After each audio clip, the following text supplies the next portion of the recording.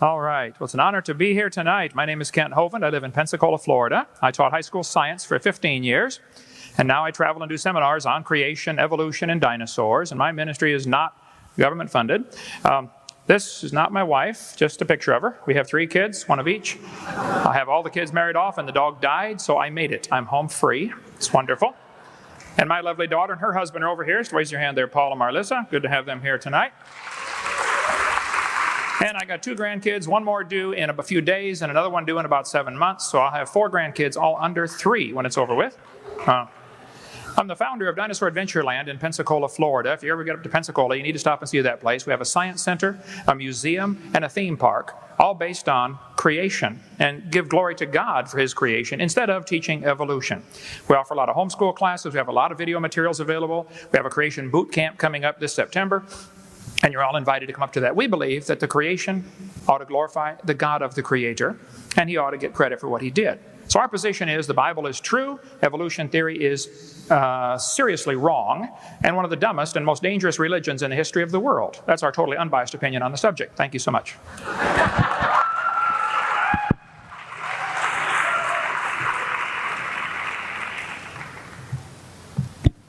Professors? I'll start. My name is Jim Strayer. I'm from Michigan. I started my educational career in a small Methodist school. I went there for 2 years and then transferred to Eastern Michigan University to get a major in biology and a minor in chemistry. I taught school for a few years and went into the Army and served as a corpsman in the U.S. Army Hospital. I came home and after a few more years of teaching, I was awarded a National Science Foundation scholarship to get a master's degree in biology. I got that from the University of Michigan. Okay. Reinhold, I have. Are you finished? Sorry. No. Go ahead. I have around 100 hours of semester hours of science, and most of that's in biology. And I retired a few years ago, and since then I've been keeping active by giving lectures on Charles Darwin and evolution and related biological subjects. I'm very happy to be here, and I feel very comfortable in front of a college crowd, and we should have a good time.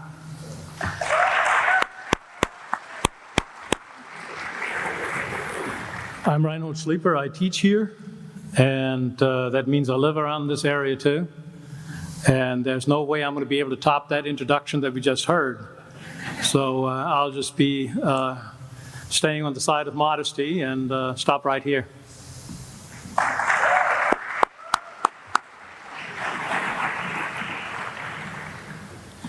My name is Luther Reisbig. I'm a professor of aerospace engineering.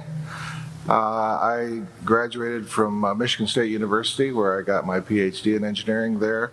I'm probably the least qualified person to be here talking about any of these matters, but I'll apologize, and we'll do what we can. Thank you very much.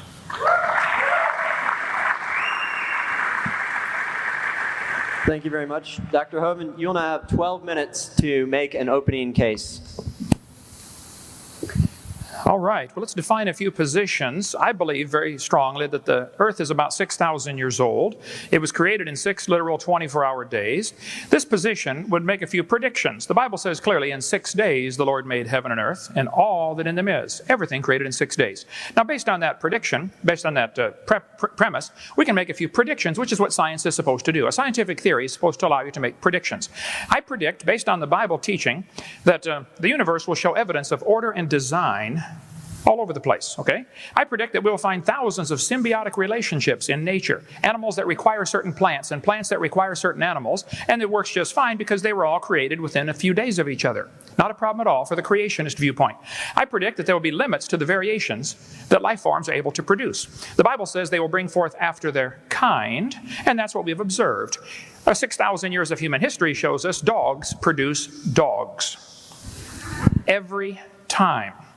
It might be a big dog or a little dog. It might have curly hair or straight hair, but it's going to be a dog, guaranteed, okay? Farmers actually count on that.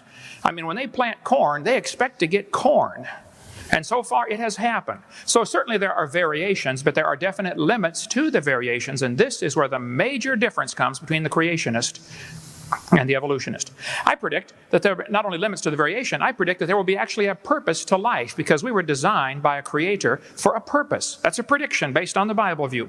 I predict there will be non-material things like love, sense of justice, mercy, innate knowledge of right and wrong, a conscience, and absolute truth. Those things are not possible with the evolution theory. They are predicted based on the creation theory. Somebody designed this for a reason. I predict that there will be a way to find the will of the creator, such as messengers speaking for him, or maybe even a book telling us why he did it and how he did it. I predict there will be an afterlife where we will face the creator to give an accounting. Okay? The Bible dates, if you add them up in Scripture, comes to about 6,000 years ago for the creation, not millions. There's a large difference between 6,000 and 20 billion. Congress doesn't seem to understand that, but there is a big difference. Okay? Now, based on the Bible teaching that the earth was originally created where people lived to be 900 years old, I predict we will find lots of legends about a golden age and a creation event. This seems to be kind of universal throughout history. Most people believe there was a creation, and most people believe there was a time when man used to live to be nearly 1,000. The Greeks talked about it, the Babylonians talked about it, the Sumerians. Everybody talked about this golden age. Why? Well, that's predicted based on the creation viewpoint, okay? I predict there will be skeletons found of people showing signs of great age because they were living to be much older, before things happen. And as you grow, especially the brow ridge of your head never stops growing. The constant pull on the back of your head, the occipital bun, based on just the muscles from holding your head forward, is going to elongate the head over 200 or 300 or 400 years. People would look exactly like the Neanderthals look. Brain 13% bigger than ours, few strange things about their head, but 100% human in every respect. I predict that there will be biological problems with modern man, such as wisdom teeth, because we're not as big as we used to be, and we're developing probably faster. People are maturing faster. They're only living to be 80 or 90 instead of living to be 900. And wisdom teeth are a problem today, not because of evolution, but because we're actually genetically inferior to the original model, Adam and Eve, okay? I predict that there'll be a universal longing for things to be restored to the Garden of Eden conditions. That's what everybody seems to want, okay? Now, what difference does it make if you believe in evolution or creation? Well, if evolution is true, how do we tell right from wrong? Anytime tonight, I would like any one of these gentlemen to answer the simple question, if evolution is true, how does anybody tell right from wrong? If I wanted you to make a list of 10 things that are wrong, before you put anything on the list, I want to know, how are you deciding? Are you deciding right from wrong based on what Osama bin Laden thinks? Do we decide right from wrong based on what Congress thinks? Do we decide right from wrong based on the majority? How do we decide right from wrong? Simple question. I've never had it answered. If evolution is true, death brought man into the world, and death is actually the hero of the plot. Because if evolution is true, one animal evolves a little better than the rest for some reason, maybe a mutation or something. What must happen to the rest of them? They have to die. Otherwise, the good genes are diluted back into the population and lost. Evolution is a religion of death. Death is actually the hero of the plot. If the Bible is true, then man brought death into the world. If evolution is true, death brought man into the world. These two views cannot possibly be more opposite. Somebody is wrong. And I enjoy showing them who they are, and that's why I'm here. Okay, now, the Bible says clearly that by one man, sin came into the world, and death by sin. The reason we have death and suffering today is because of man's disobedience to the Creator. The Bible says by man came death. In Adam all die. We have suffering and death because of man's disobedience. If evolution is true, you could read Charles Darwin's book, page 170 or page 217. He said, hey, the death and struggle for life is a wonderful thing. That's how we get ahead. Okay? Now, the creation view says there was a flood about 4,400 years ago. Now, this would make a few predictions. Based on the idea that there was a universal flood, I think I could predict that the earth will have hundreds of layers of strata. Floods automatically do that. Moving water sorts particles in all sorts of layers. You can get a jar of dirt, add some water to it, and shake it up and set it down, and in 20 seconds you'll have layers forming in your jar. Moving water automatically sorts particles. It's called hydrologic sorting. You engineers ought to know about that. I predict, based on the Bible teaching of the flood, that there will be billions of fossils, including coal and oil, found in those those layers of sedimentary rock that we find all over the earth. I predict that there will be huge canyons and deltas showing evidence of rapid, massive erosion. I predict there will be legends of this worldwide flood found in cultures all over the world. That's a prediction based on the biblical view. Biblical view of creation is certainly scientific. It makes predictions, okay? I predict there will be petrified trees in the vertical position, extending through all of these layers. Thousands and thousands of these trees have been found around the world, petrified, standing up, connecting layers that some people want you to believe are different ages. Now, I don't know how long a dead tree stands up around here before it falls down, but up in Pensacola, you get maybe 5 or 10 years maximum before the tree falls over. And yet they're telling us these layers are different ages. We have dozens of pictures of these polystrate fossils on our website, drdino.com. Now, if somebody wants you to believe the layers are different ages by millions of years, well, they're welcome to teach you whatever they want, but this is simply not in accordance with the evidence. I believe the Bible would predict we would find things like this. Polystrate fossils. A worldwide flood would do that. Now, science means knowledge, okay? A more expanded definition of science means knowledge gained by observation and study and testing. My contention is there is absolutely nothing scientific about the evolution theory if we define what we mean by evolution carefully, which I want to do in my last few minutes here. I like science. I taught high school science for 15 years. I love the study of science. I am not against science, but I'm against using lies to support a theory. And I'm certainly against telling people that science can go farther than it really can, okay? Now, Texas has a law that requires textbooks to be accurate. So does Florida. Florida Statute 1006 says there must be accuracy of instructional materials. Textbooks ought to be accurate. Wisconsin says textbooks ought to be accurate. Alabama says textbooks shall be adequate and current. California says textbooks shall be factually accurate. Minnesota says a teacher shall not deliberately suppress or distort subject matter. These are all wonderful laws, but not one of those states enforces them. The textbook says we have evidence of evolution. Okay, what kind of evidence do they give? This guy says evolution is fact, not theory. Birds arose from non-birds and humans from non-humans. No person who pretends to any understanding of the natural world can deny these facts. Well, it's okay to make a statement like that, but that's just a mantra. That doesn't make it true because he states it. Even if he states it loudly and forcefully, it doesn't make it true, okay? The word evolution has 6 different meanings. First of all, there would have to be cosmic evolution. That would be the origin of time, space, matter. They try to answer that with the Big Bang Theory, with which there are numerous problems. We cover that on our videotape number 1. The second meaning or level or stage of the evolution theory would have to be chemical evolution.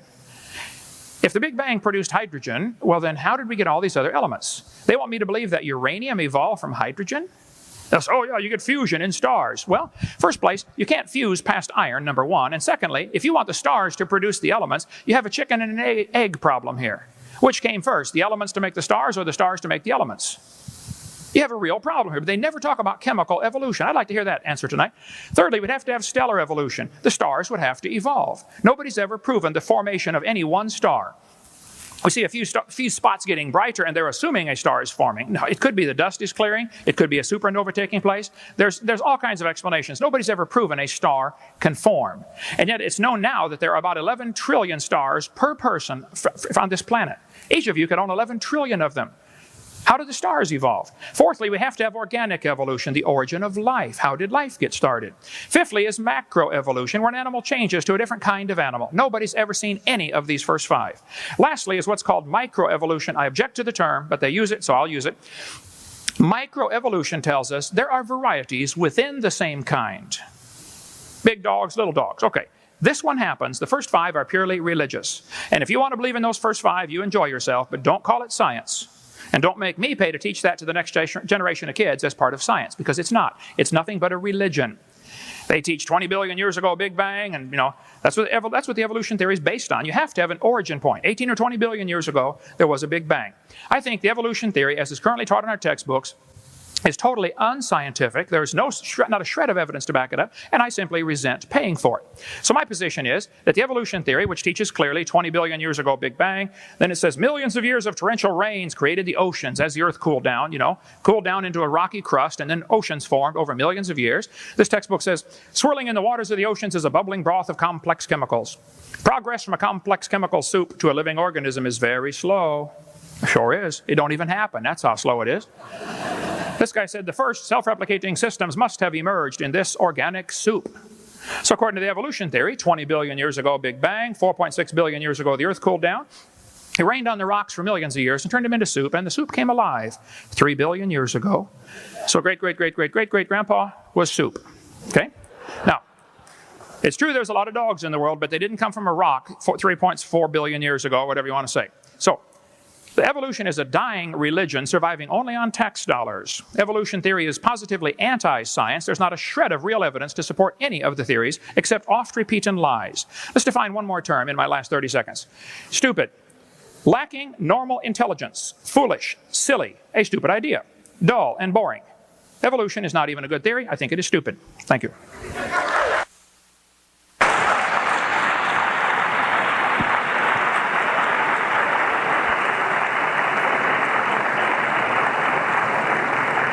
Professors, you'll now have 12 minutes to present your opening arguments, and additional 5 minutes to rebuttal Dr. Hovind's position and state a question back to him. Thank you.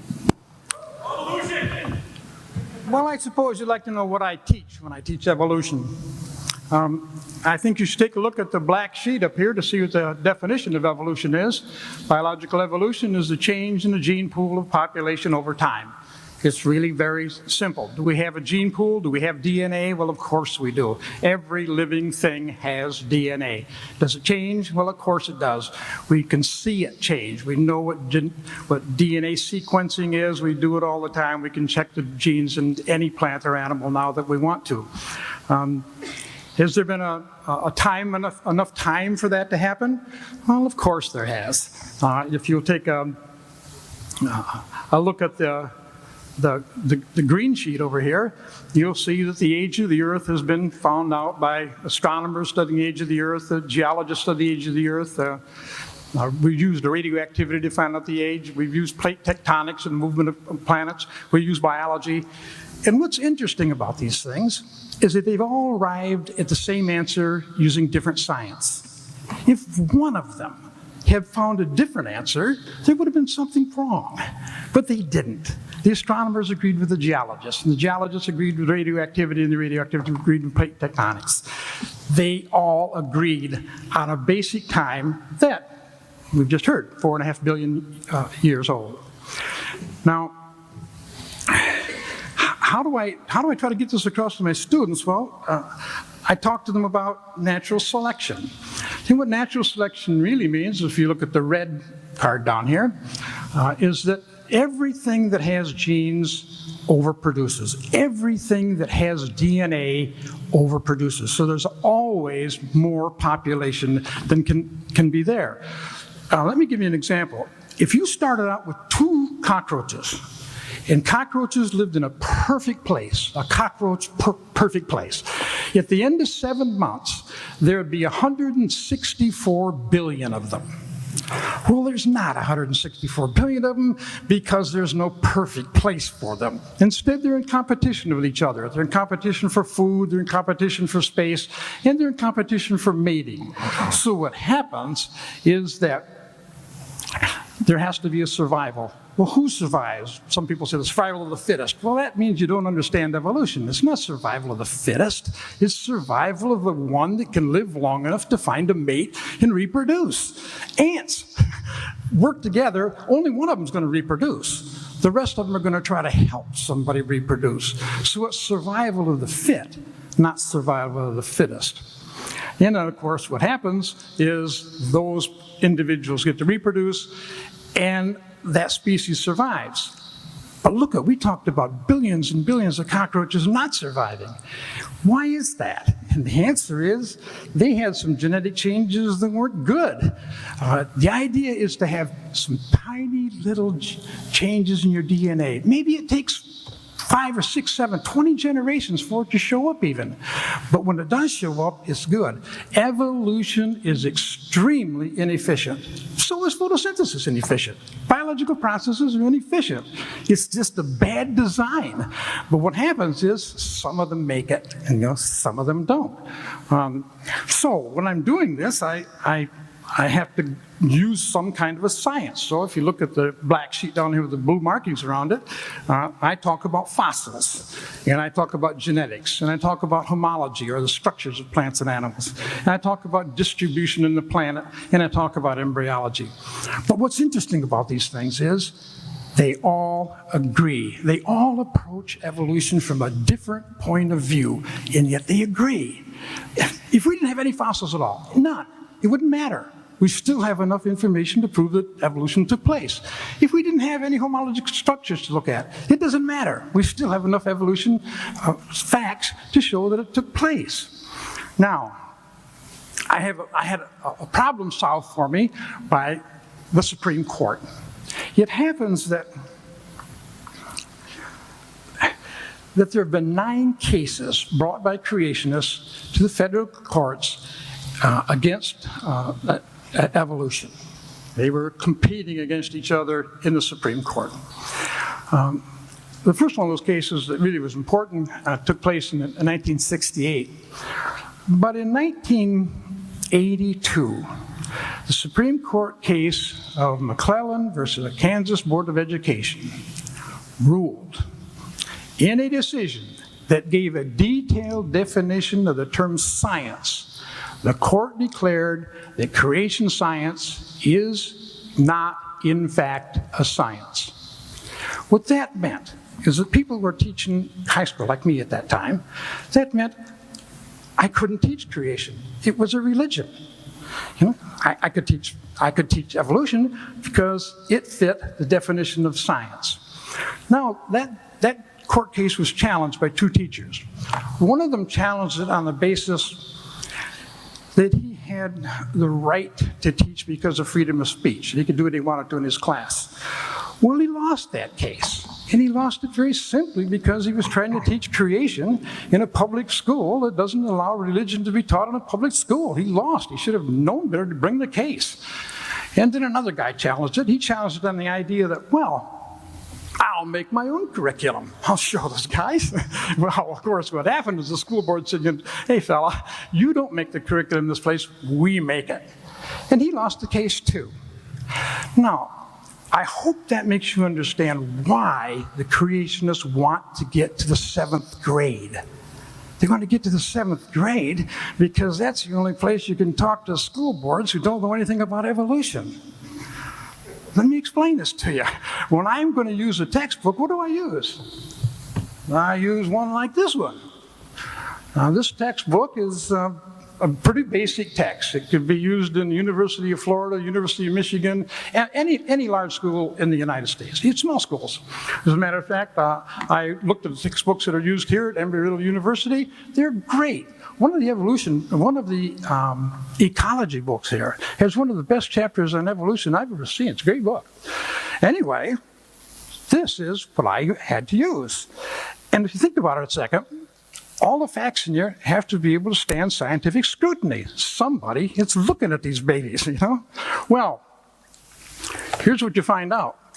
There is not a school in the United States that does scientific research that accepts creationism. Not one major college or university in the United States accepts creationism or intelligent design.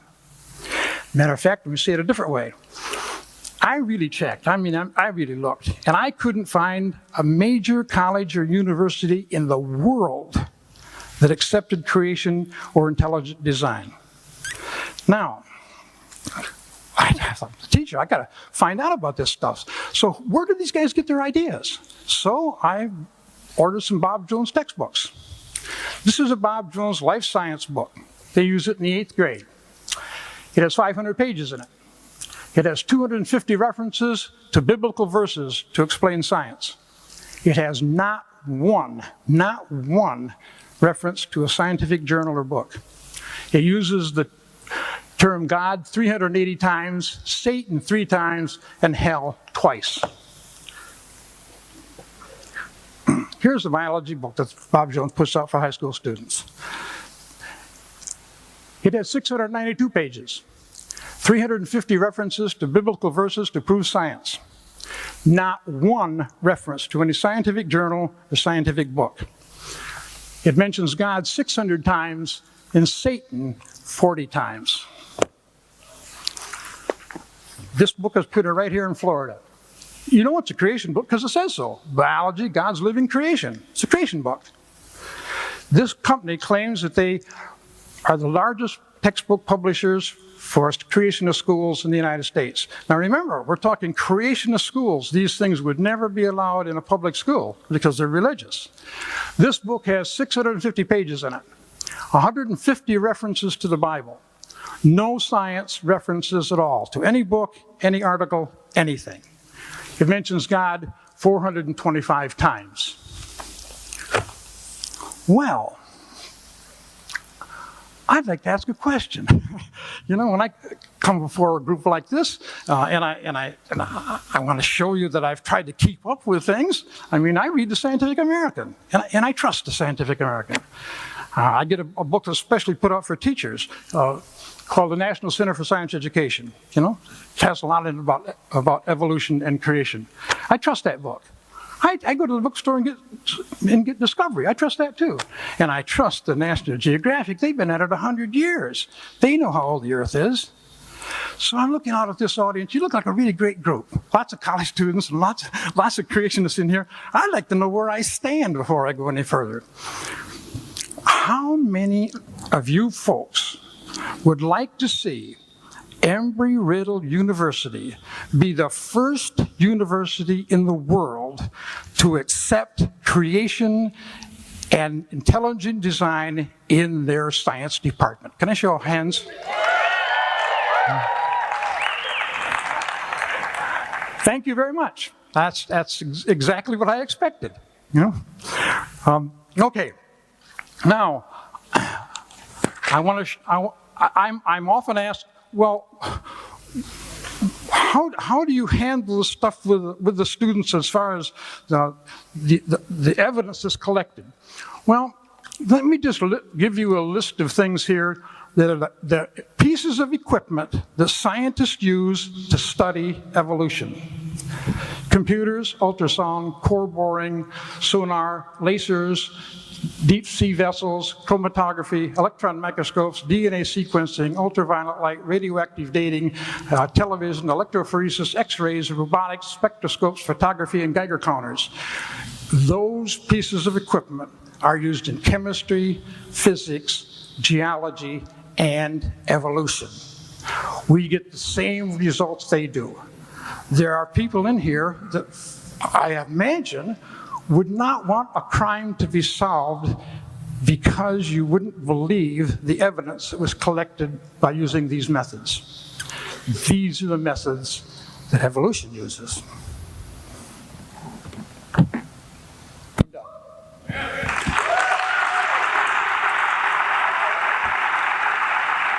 Professors, you'll have an additional 5 minutes to rebuttal Dr. Hovind's opening statement and to pose a question to him.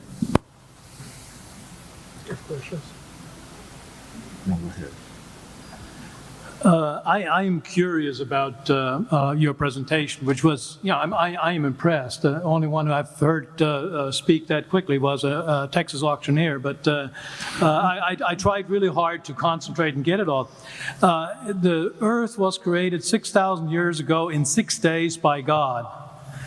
I am confused. Being philosophically consistent and being a very honest person, I'm sure you can tell me where God came from. And in addition, once you've told me where God comes from, please try to clarify how you can figure that a spiritual force can have an impact on a material universe to create it. I think that some years ago we already talked about that kind of thing in philosophical circles at any rate, by posing the question, if angels are made of spiritual matter, and a pen is made of material matter, and spiritual matter displaces no space, how many angels can dance on the tip of a pen? I have a sense of sort of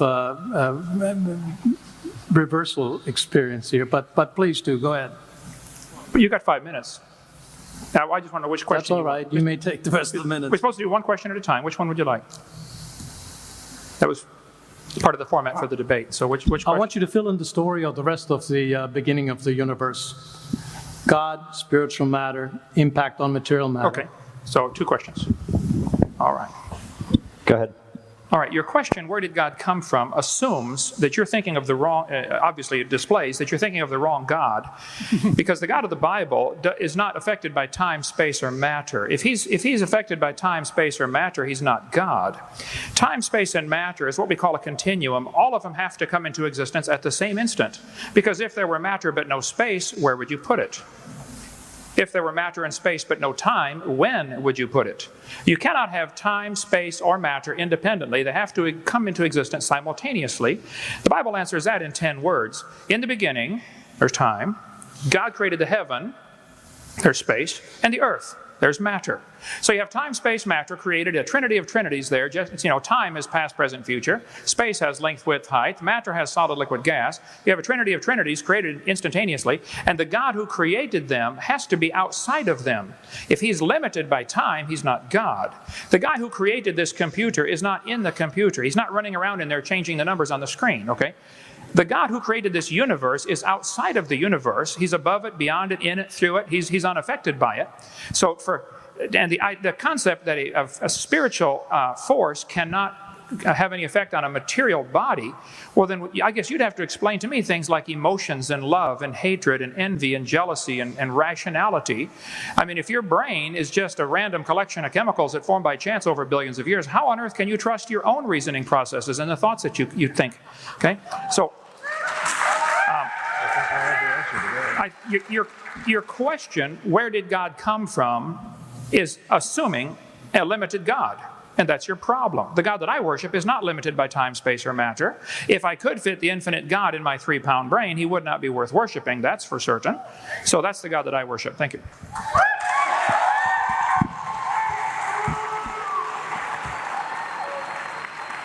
Dr. Hovind, would you like to for that? Would you please present a question to the other side? I was curious about the previous presentation. He said he trusted National Geographic. Just to give you one example, okay?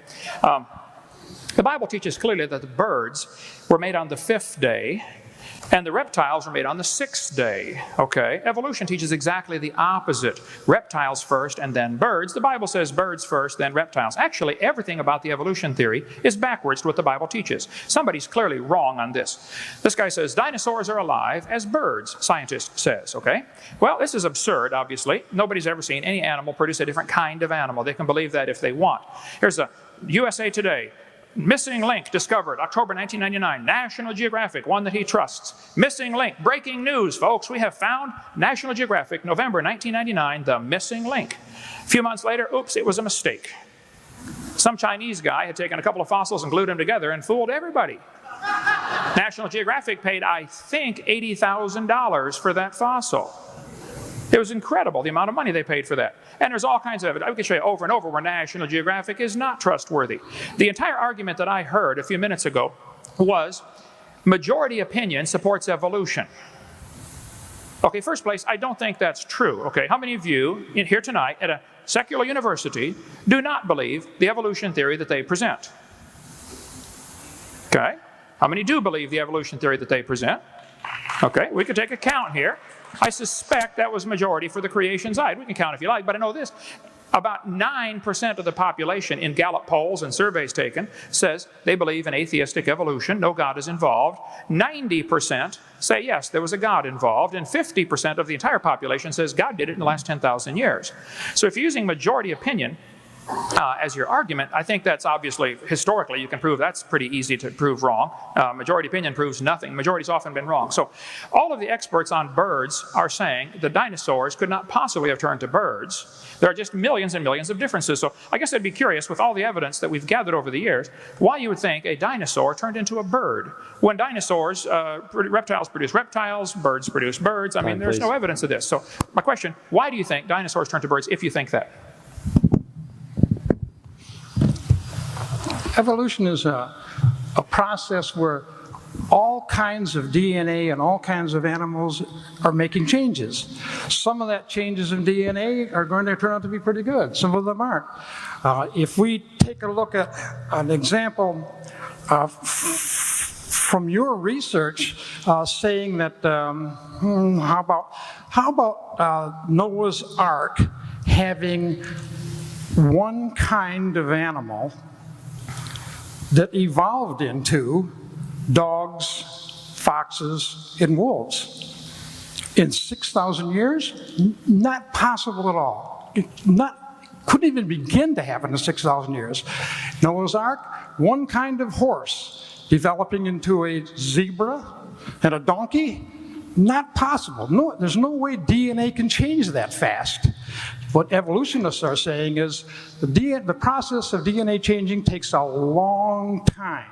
You see, the creationists want it both ways. They want to make fun of evolution and saying, well, why does that thing want to do that? Well, it doesn't want to do it. DNA is changing randomly. But at the same time, they want to say that you can have all kinds of animals evolved in 6,000 years just hopped off of a ship someplace that Noah's running. It's impossible.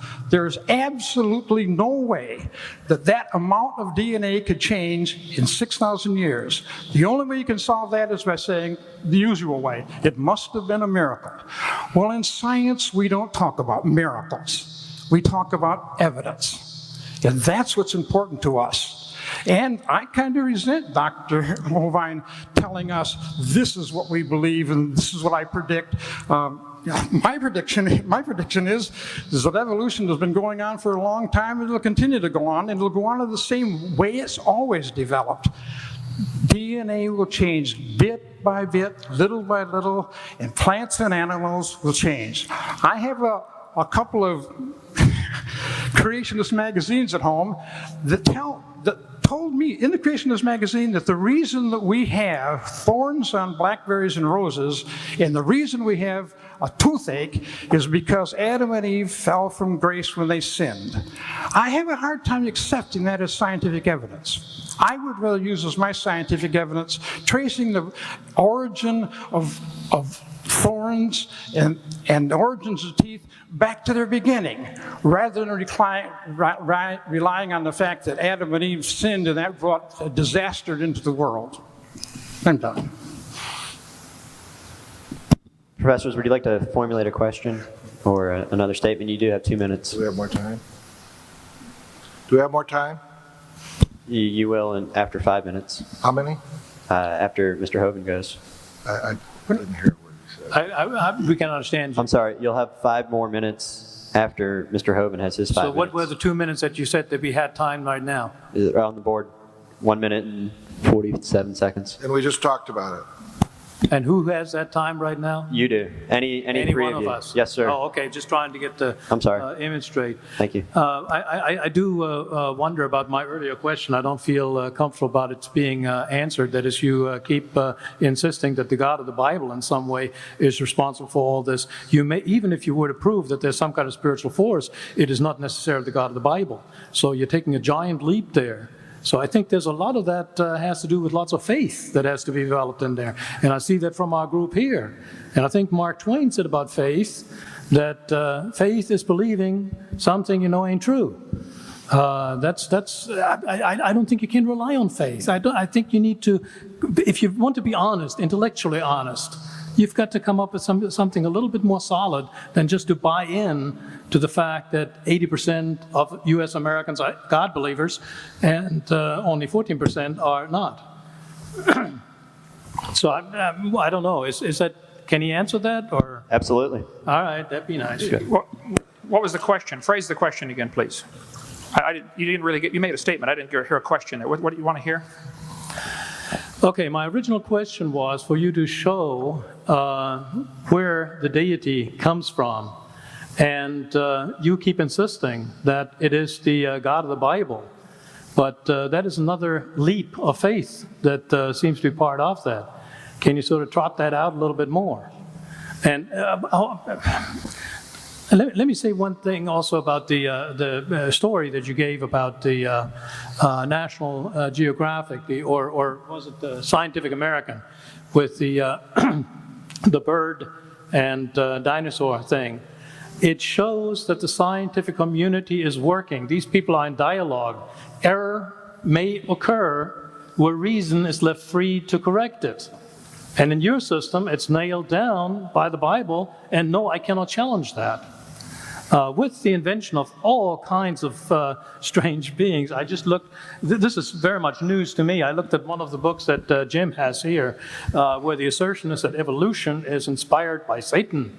And what now? We have Thank you, God, sir. we have We're going to have Satan, to cut you off, and you can be right. back in 5 minutes. Carry on. I guess I'm still a little baffled what the question was.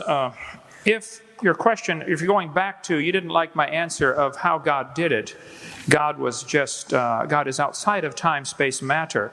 I think you need to stop and look at the theory that you are believing in, apparently, because there are so many thousands of unanswered questions. See, it's much easier for me to believe in the beginning God than to believe in the beginning dirt or matter.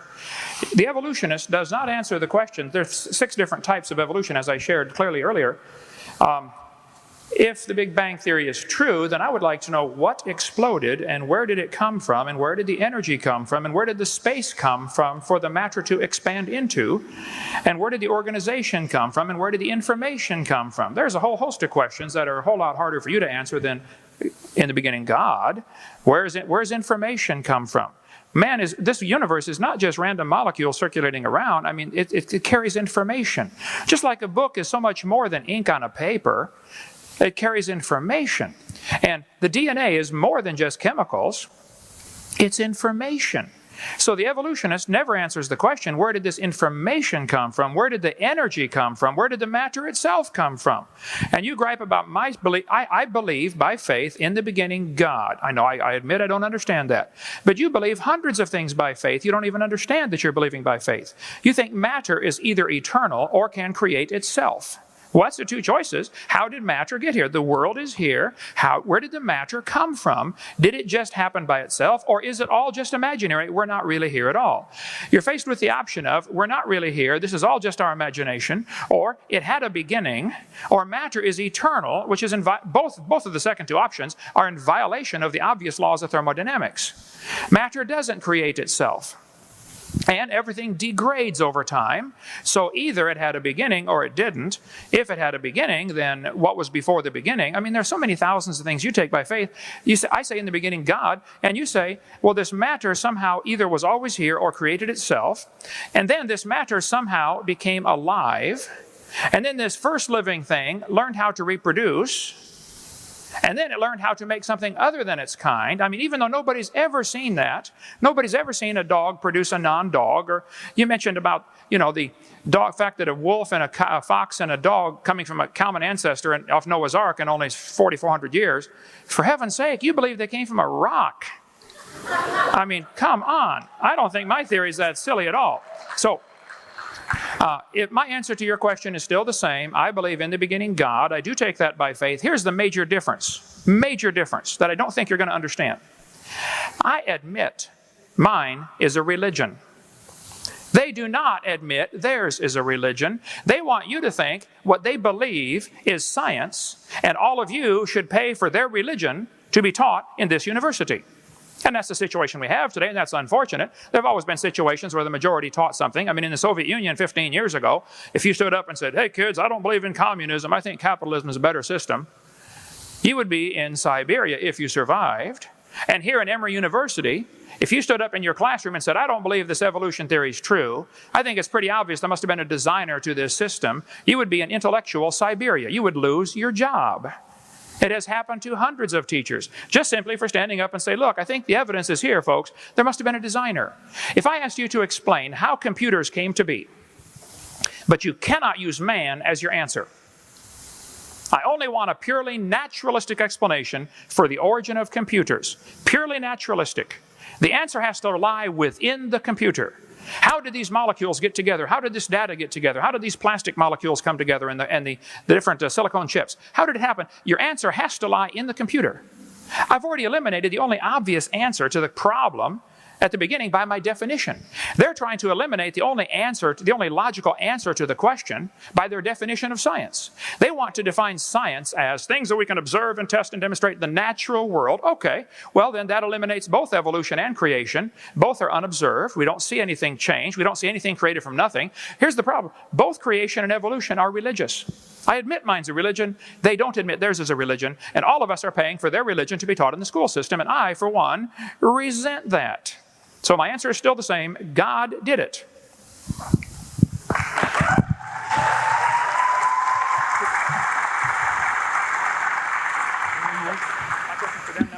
Your question for them, quickly, please. Okay, my question for them. I have several thousand questions I guess I'd like to ask. Does your textbook you're holding in front of you that you said you trust, used at this university, does your textbook teach that there are vestigial structures? If you could maybe just look in the index under the word vestigial. Did I get 5 minutes? Or just ask a question? Yeah, just a question. You already had your 5. Okay. Does your textbook teach that the appendix is vestigial and is no longer needed, even though all doctors know the appendix is not vestigial? It has been proven to be part of the immune system. If your appendix is taken out, you can live, just like you can live without both your arms and both your eyes. It doesn't prove you don't need it. So just a simple question. Does your textbook teach the kids that there are vestigial structures and that is therefore evidence for evolution? I think you have that in one of your posters here, if I'm not mistaken. Yes, it does teach that there's vestigial structures. Professors, between the three... It doesn't teach that there's a God, though. You have 5 minutes. I don't get the point. That's the way DNA works. There are certain changes in the DNA molecules that will make some organs more efficient and some less efficient. That's just the way it is. You can find the vestigial structures on plants also. You and I have no control over what goes on in the DNA in our body. We just pass it on to our offspring. But to say that, to make one example like that and say it's going to get rid of the theory of evolution is ridiculous. We've got all these other proofs that about evolution. Vestigial structures are just one tiny part of that. Okay, let me say another thing. I know where God came from. Man made him.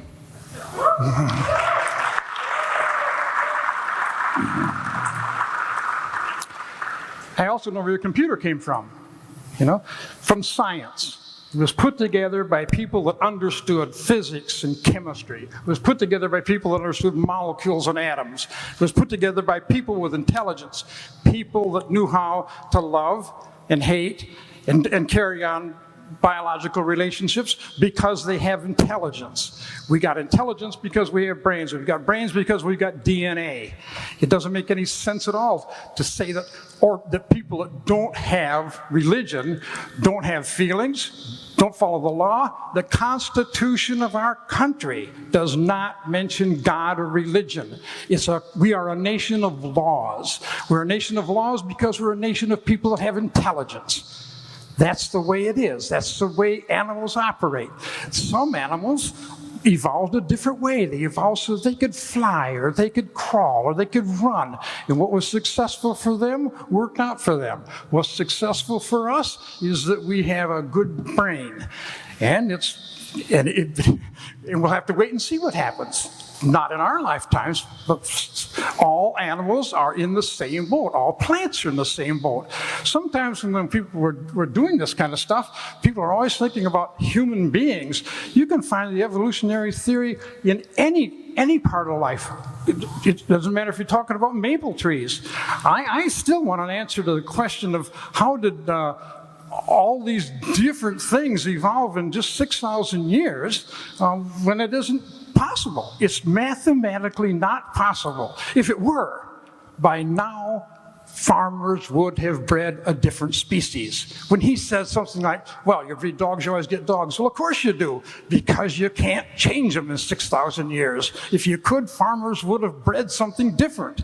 We've been breeding plants and animals for 4,000 years. We can't do it, simply because it takes too long. The Earth is old enough for evolution to have taken place, but we haven't had enough time to get different kinds of animals starting from Noah's Ark.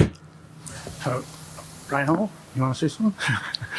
We have a minute again? Yeah, we got a minute and a half, I guess. Oh, my God. Yeah, I do. One thing that sort of crossed my mind as you were speaking is the difference between science and religion.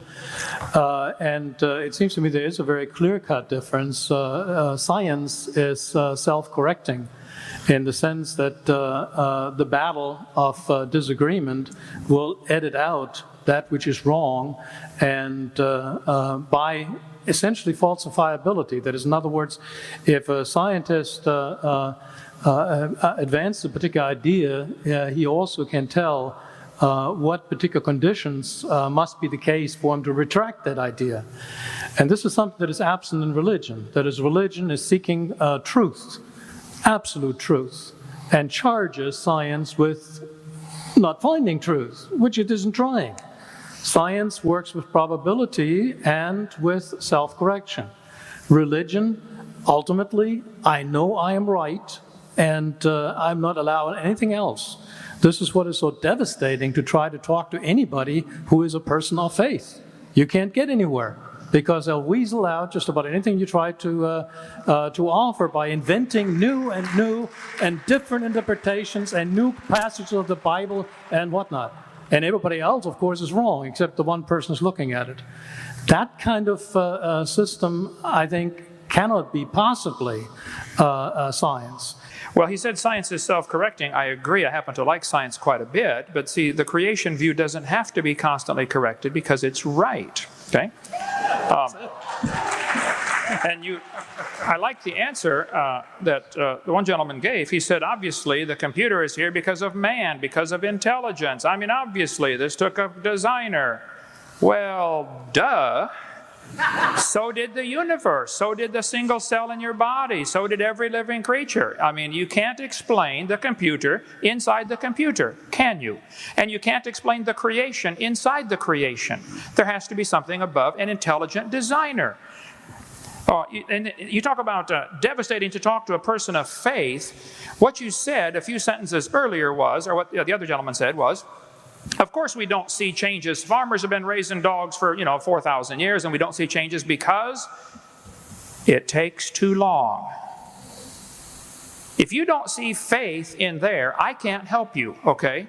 You are relying on the unseen. Oh yes, long ago and far away. Evolution has got to be the biggest fairy tale for adults ever created. Everything you said required faith. Well, we see dogs produce dogs, but if you give them billions of years, okay. You just left science and went to religion and didn't even see it. You didn't even see what happened in your mind. And one of you teaches a course on logic. I mean, if this was a student of yours doing this, you'd give them an F. And yet your fellow professors believe it and you think it's great. They jump from faith to science back and forth all the time. Well, we see dogs produce dogs, but if we had enough time, stop. You're leaving science right that moment. So, if I got 3 minutes, let me just cover a couple things that I resent being in the textbooks, and I would like to hear if this is in your textbook. My question is this in your textbook? And after I share with you the evidence, I want to know why, okay? This textbook says many organisms retain traces of their evolutionary history. For example, the whale retains pelvic and leg bones as useless vestiges. Earlier, it was mentioned one of the evidences for evolution is vestigial organs. Andrew Carnegie left behind millions of dollars to start an organization called the National Center for Science Education, of which you are a part, okay?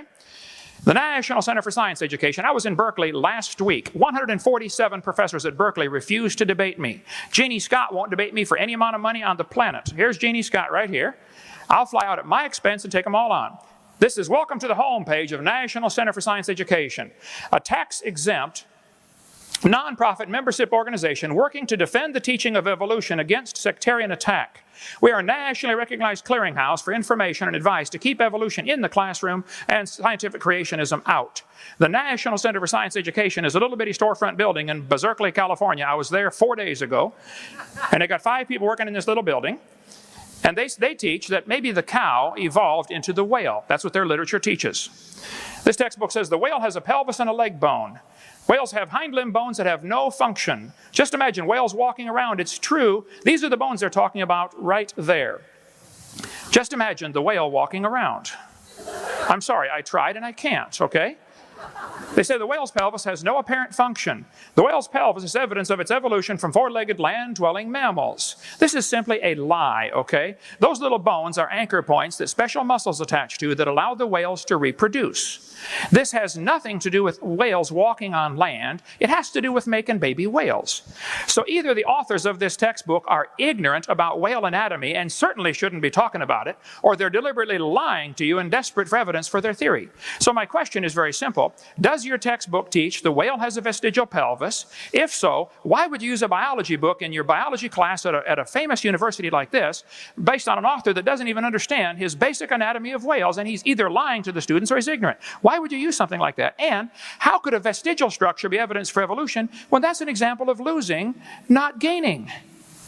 It doesn't tell you how the whale got the legs. Oh, it's slowly losing them. Well, in the first place, it's not slowly losing them, okay? It's a lie. Secondly, even if it was, that's the opposite of evolution. How on earth can this be evidence for a theory? Yes, boys and girls, we're slowly losing things. That's how we got it all. Well, duh. So, my question is simple. Does your book teach there are vestigial structures, specifically the whale having a vestigial pelvis? If it does, why would you use a book like that in a university like this? Excuse me, sir, it's just a quick reminder. I'll turn your mic on in just a second. We're going to go to an intermission in one more iteration. So, yes, absolutely. Your table. And we're going to go to intermission after that. The book does not teach that the whale has a vestigial pelvis. That's one of the most ignorant statements I'd ever heard. The pelvis is an absolute necessary thing for the whale. He attaches all of his muscles to it. It's one of the major things that helps him swim.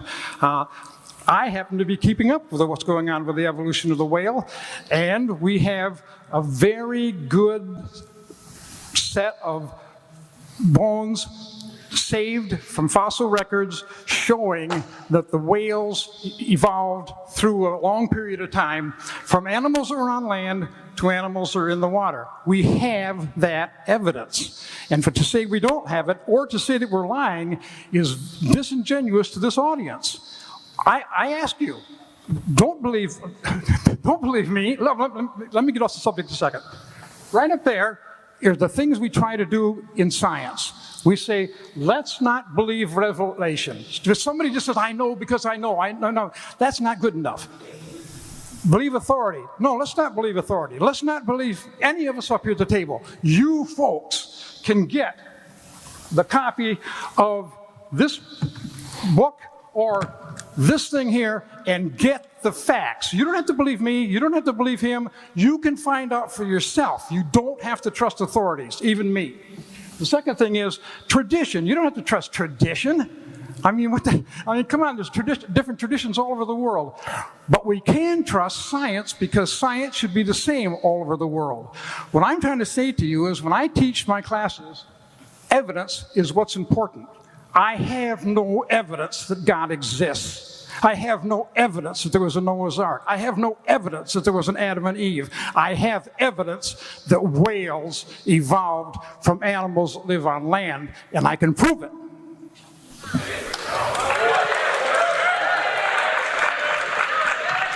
Well, we do have, I haven't had anything to say. There's a lot of talking going on, and that's unusual for me.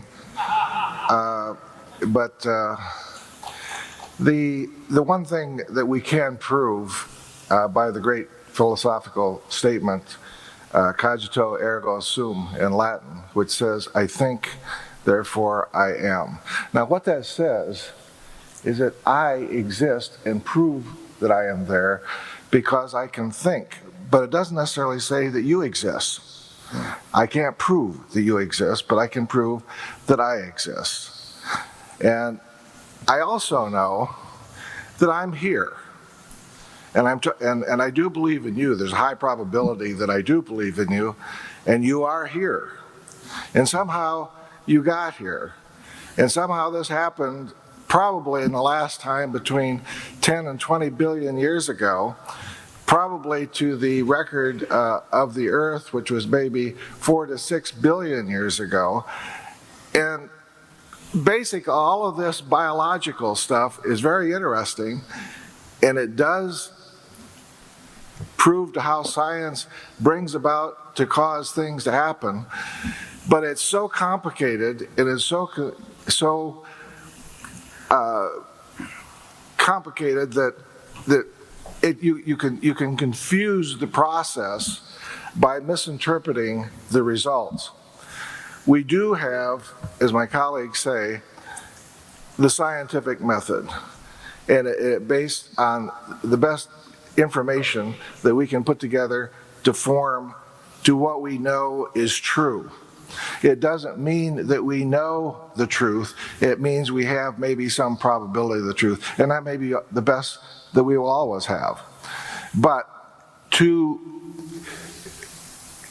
start talking about chickens and dinosaurs, and I like eating chickens because chickens are descendants of dinosaurs, and every time I eat a chicken, it makes me happy. Because I think a lot of them ate our ancestors a long time before that, about 160 million years ago. So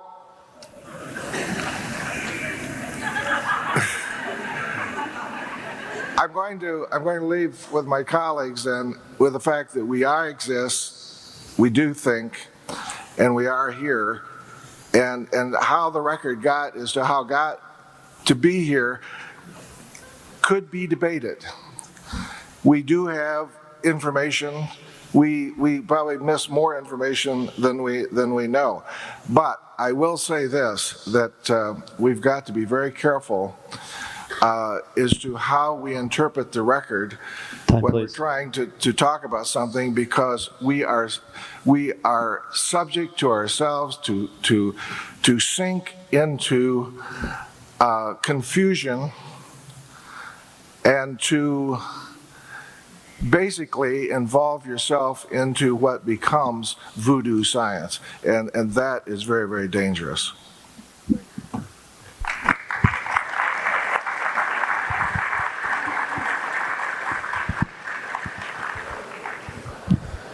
Okay, let me cover 5 main points here. He said we have evidence of whales evolving from land animals. In the first place, this is absolutely incorrect, okay? If he's talking about Ambulocetus, you need to study here. This was made mostly of imagination. If that's your evidence, you need to study the Ambulocetus a little better, okay? There is overwhelming evidence that Ambulocetus is just an unusual animal, or just an animal that may be still existing someplace. There were just a few bones found and a whole lot of plaster of Paris and imagination used to put it together. Basilosaurus is not an intermediate. The serpentine form of the body and peculiar serrated cheek teeth made it plain that these animals could not possibly have been ancestral to any modern whales. This is from one of the experts on invertebrate history here. The evolutionary origin of whales remains controversial among zoologists, Compton's Encyclopedia a couple years ago. Pakicetus, pictured here, is made from one small piece of a skull, a few pieces of jaw, a small piece of jaw, and a few teeth. You find a piece of the skull, a few teeth, and a piece of the jaw, and that's proof it's intermediate between a whale and a cow? You have got to be kidding. I'm sure this is one of the ones in his fossil proof for evolution, and you're missing such a major point. I don't know if I can help if you can't get this, but no fossils count as evidence for evolution. In a court of law, they would laugh at you because you bring some bones in and say, Your Honor, this is the ancestor of whales. Well, first place, there's not enough to tell what it is. Secondly, you don't know that that is the ancestor of anybody. You don't know that that animal had any kids that lived. It is absolutely impossible to use any fossils at all as evidence for evolution. And anybody that's telling you fossils are evidence for evolution, you talk about voodoo science, that is it, folks, okay? We know these bones produce something other than their kind. Even though no animal today can do this, these bones were able to do it. That's absolute voodoo science. That's a good word. I got to use that one from now on. I appreciate that, okay? And if we could rewind the tape, we would hear you said many times, well, probably it happened. We're here, so that proves we're here, so that proves evolution. Man, you talk about voodoo science and absolute insanity and logic. We're here, I agree.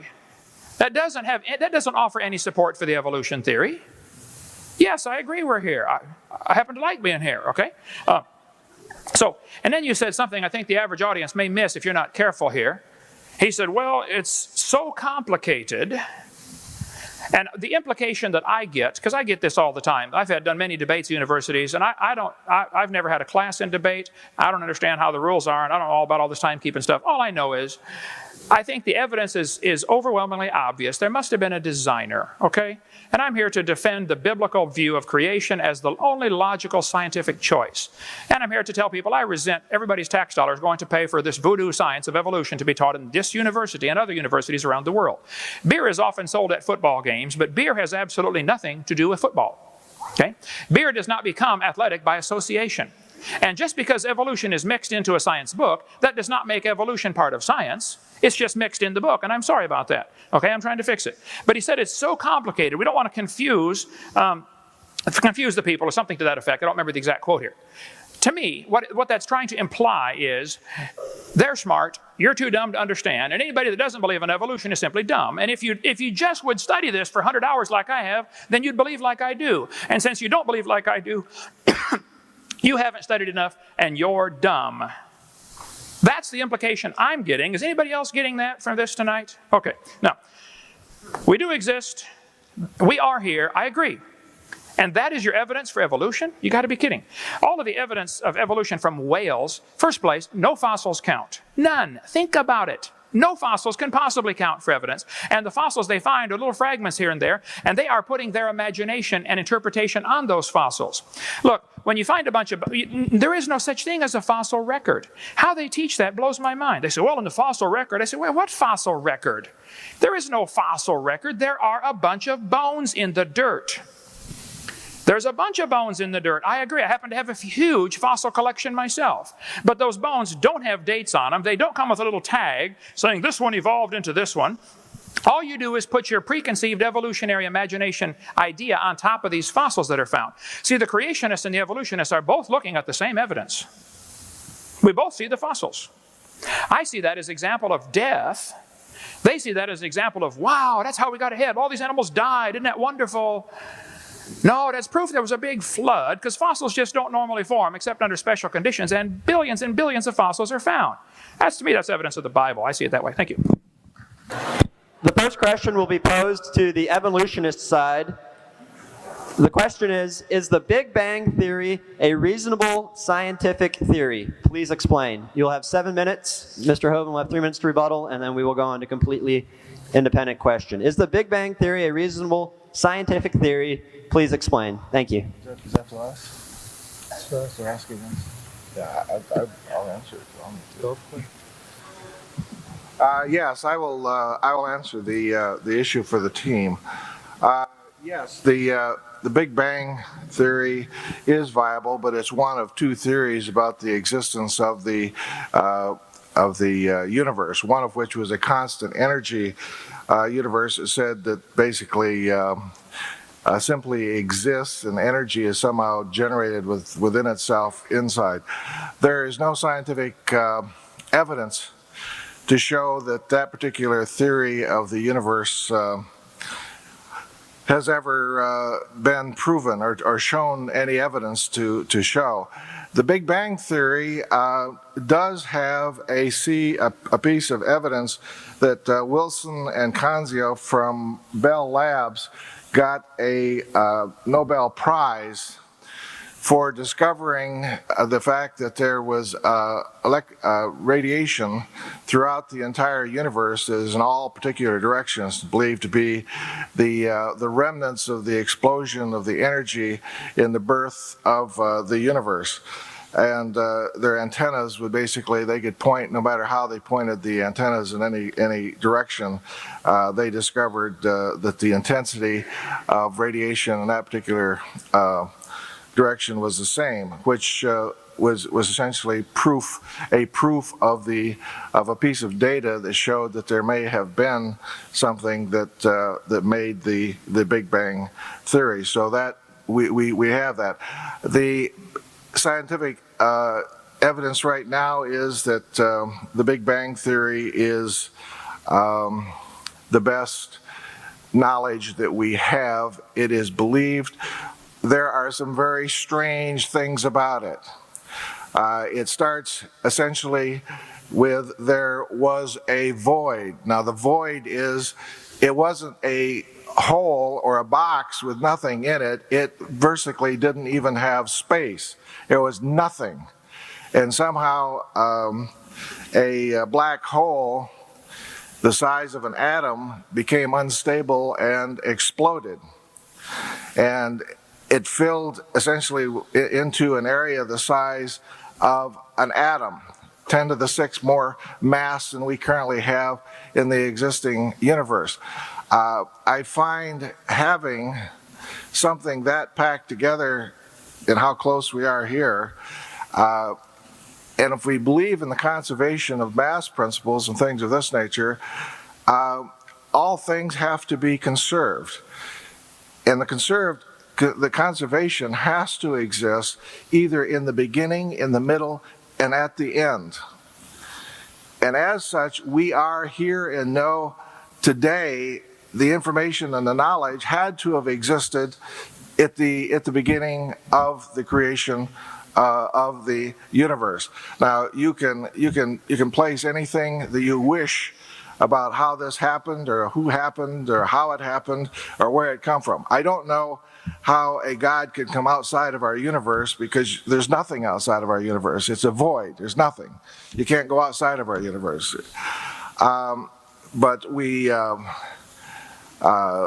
do know that the 10 to the billion years ago, that from the beginning of 10 billion years ago, we have the universe essentially to its time to date, the cooling of energy and the formation of stars and the formation of materials and eventually forming planets.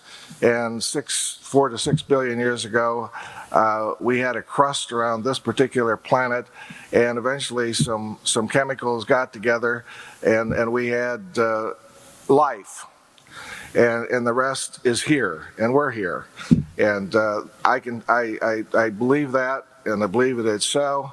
And all of the absolute details, and there are many details, are probably less important to me than the fact that it did begin and it does exist and that we're here today. I'm not fighting with religion. I'm a Christian. I have no conflict with Christian beliefs, my Christian beliefs, and with the scientific methods that I also believe in as well. So, I don't see anything that's contradictory to this. Luther, you're more...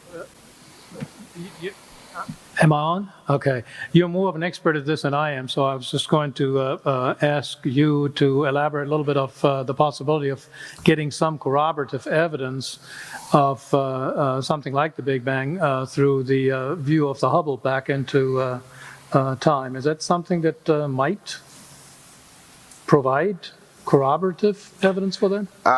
Yes, the scientific record is accumulating substantially about our measurements and essentially what is going on in the universe, and essentially what we know about the mechanism of this. We're dealing with astronomical sizes and huge places. And if it started with a little place the size of an atom, we do know that it has done. I can tell you one thing that we can all say that is true. Time has always gone forward, and time goes forward with entropy into diversity. And diversity generates through time, it creates everything that's possible. And what we have today possible is what we have and what we are observing.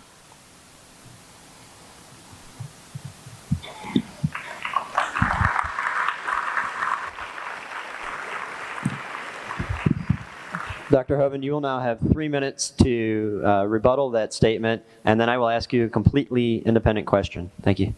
Okay. Humanists regard the universe as self-existing and not created based on the Big Bang theory. Textbooks say 18 or 20 billion years ago, there was all the matter in the universe, which would be a lot of stuff. And by the way, the word universe means a single spoken sentence. Universe, single spoken sentence. God said. When he said there nothing can exist outside the universe, this is about like two computers talking to each other. Does man exist? Nothing exists outside the computer. We're it. Duh. Okay. All the matter in the universe was concentrated in one very dense, very hot region that may have been much smaller than a period on this page. I think that's what we just heard a moment ago, okay?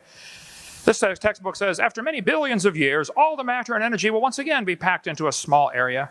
This area will be no larger than the period at the end of this sentence. Then another Big Bang will occur. It happens every 80 to 100 billion years. Save the planet. We're going to get squished, folks, okay? This guy said, nothing really means nothing. That's brilliant, okay? Not only matter and energy would disappear, but also space and time. However, physicists theorize that from the state of nothingness, the universe began in a gigantic explosion. I believe that's what I just heard in the last few minutes, okay? This whole Big Bang idea started with a guy named George Latimer, who said the thing that exploded was a few light years in diameter. Well, at the least, that's about 12 trillion miles, okay? Then by 1965, they said, well, it was only 275 million miles. 1972, I think it was Scientific American said, no, the thing that exploded, the Big Bang, came from something only 71 million miles in diameter. Later they said, oh no, it's only 54,000 miles. 1983, they said the thing that exploded was a trillionth the diameter of a proton. Now that's tiny, okay? And now they're saying nothing exploded. Here's Discover Magazine 2 years ago. Where did everything come from? The universe burst into something from absolutely nothing. Zero. Nada. As it got bigger, it became filled with even more stuff that came from absolutely nowhere. How is that possible? Ask Alan Guth. His theory will explain everything.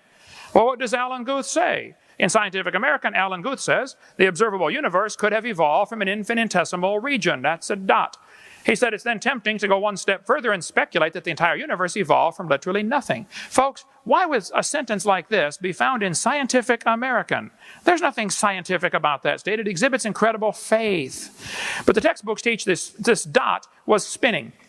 It spun faster and faster. Finally, it exploded. The Big Bang. There are so many problems with the Big Bang. Simple physical science problems. What exploded? Where did the matter come from? Where did the energy come from? Where did the organization come from? Where did the information come from? The story he gave was so good, I got to replay the tape and hear this, 4.6 billion years ago, the planet developed a rocky crust. The chemicals got together, blah, blah, blah. Here we are. Exactly what I said earlier. That's what the theory teaches. Now, if he wants to believe that, that's fine. I don't care what you believe. But don't call that science. And don't make me pay to teach that to the rest of these kids in this university. These kids came here to learn some science, not a fairy tale like that. Thank you.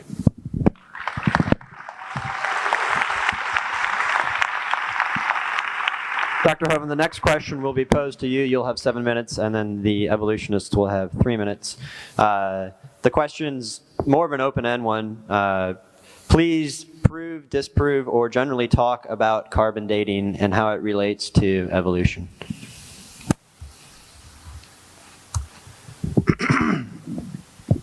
Get my projector on here. See, I have about 7,000 slides in PowerPoint, so it helps if you ask the questions in the same order that I have the answers. Carbon dating? Okay. Carbon dating, actually fossils are dated by their position in the geologic column. They are not dated by carbon dating or potassium, argon, rubidium, strontium, lead-208, lead-206. None of those matter. A fossil is dated by the position in the geologic column. They're called index fossils. This guy admits it. Radiometric dating would not have been feasible if the geologic column had not been erected first. The geologic column was invented in 1830s. That was taught for 120 years and became accepted as science, and the geologic column doesn't exist any place on the planet. Okay, there is no geologic column. There are layers of rocks.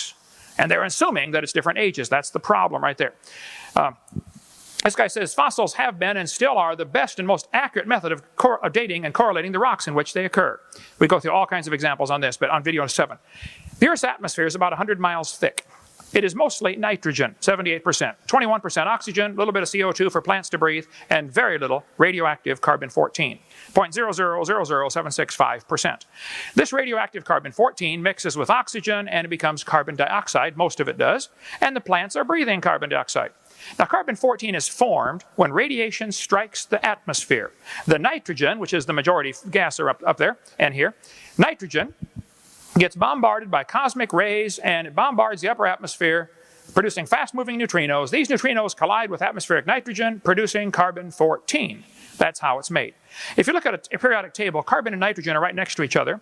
Nitrogen is normally an atomic weight of 14, and carbon is an atomic weight of 12. But if the nitrogen gets blasted with these neutrinos, it turns into carbon-14, which is a rare, very rare, and radioactive element. It is radioactive just like uranium or any other radioactive element, and you can hear it as it decays or breaks apart and throws off all the little particles into space around it. Now, carbon-14 is being produced by the sun, or by the neutrinos, by the high-speed radiation, doesn't matter. It breaks back down to nitrogen. About half of it breaks down every 5,730 years. Okay, this is estimated to be the half-life. Obviously, nobody watched it for 5,700 years. But during photosynthesis, plants are breathing in CO2. And so the animals eat the plants and make it part of their body. So you and I probably have carbon-14 in us because at some time in your life, you have either eaten plants or you've eaten animals that have eaten plants. That's about all there is, okay? So these plants are absorbing things out of the atmosphere. They're absorbing the carbon-14. It becomes part of their tissue. It is assumed the ratio of C14 to normal C12 in the atmosphere would be the same ratio found in living plants and animals. If the atmosphere is 0.0000765%, it is assumed plants and animals have the same percentage. That has never been demonstrated, but as a reasonable assumption, okay? When the plant or animal dies, it stops taking in new C14, so in theory you can tell how long it's been dead by measuring how much C14 is left. This entire process was invented by Willard Libby, Nobel Prize winner for inventing carbon dating, University of Chicago, 1947 to 53. He worked on this, moved to Stanford University. Carbon-14 continues to decay after the animal dies. If half of it's gone, you would assume it's been dead 5,700 years. It can't get any more, obviously, so it's going to go out of balance. Carbon dating is actually a comparison of the carbon-14 in the object with the carbon-14 in the atmosphere. It's a ratio, okay? If it's 0.0000765, it is still alive. If it's only 0.0003825, it's 5,700 years old, etc., etc. The less it has, the older it is. This is how the theory works. It goes from a half to a fourth to an eighth to a 16th to not much, okay? They compare the amount of C14 in the object being dated with the amount in the atmosphere to estimate how long it's been dead.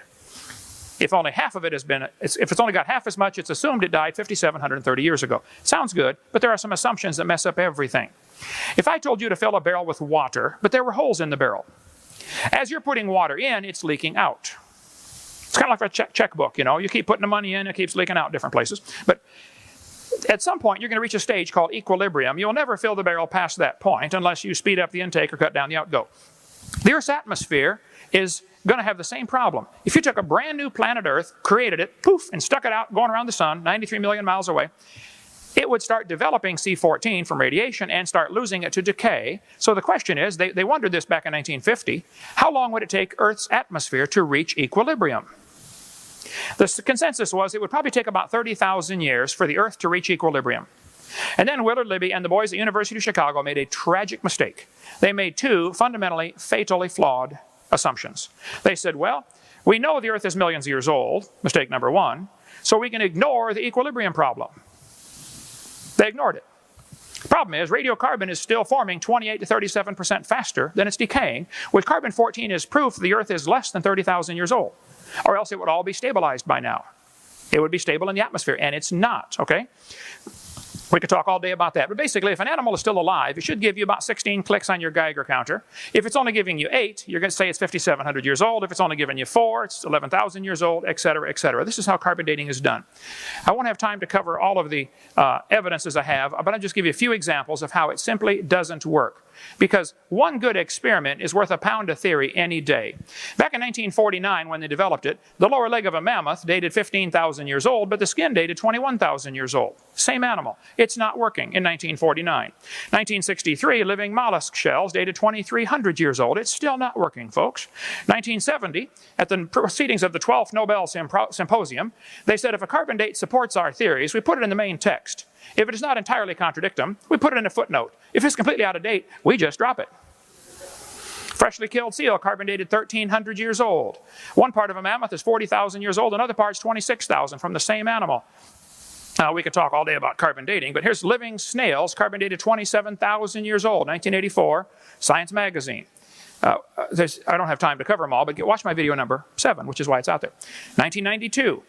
Two Colorado Creek mammoths in Alaska found side by side. One dated 22,000 years old, the other one was 16,000 years old. They're side by side. 1996 at Berkeley University, they used the most advanced dating techniques they have. They discovered these things that they thought were 250,000 years old actually were 53,000 to 27,000. I'd like to point out, Your Honor, that is still a 96% error. If you think carbon dating proves the age of anything, you need your head examined. Thank you.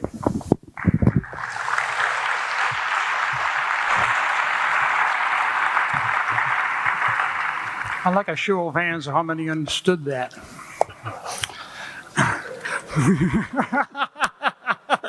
I guess we aren't the only liars here. I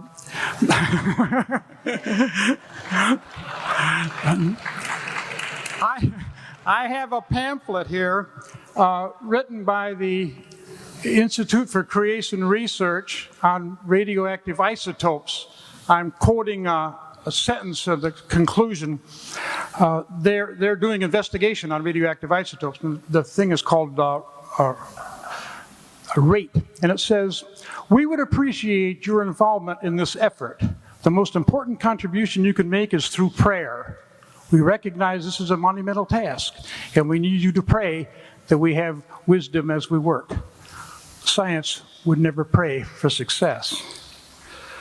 I wanted to find out why the evolutionists and the creationists disagreed on this carbon dating thing so much, so I went to one of the most famous creationists that I know. Henry Morris is the past president of the Institute for Creation Research. In his pamphlet, the Institute for Creation Research Society, in March 1982, page 226, he explains why only carbon dating that shows a short time is effective. I quote, "When God squeezed energy into atoms, he squeezed and held the atoms so tightly that there was no unstable elements and therefore no radioactivity. At the fall of Adam and Eve, he relaxed his grip slightly, which affected every atom.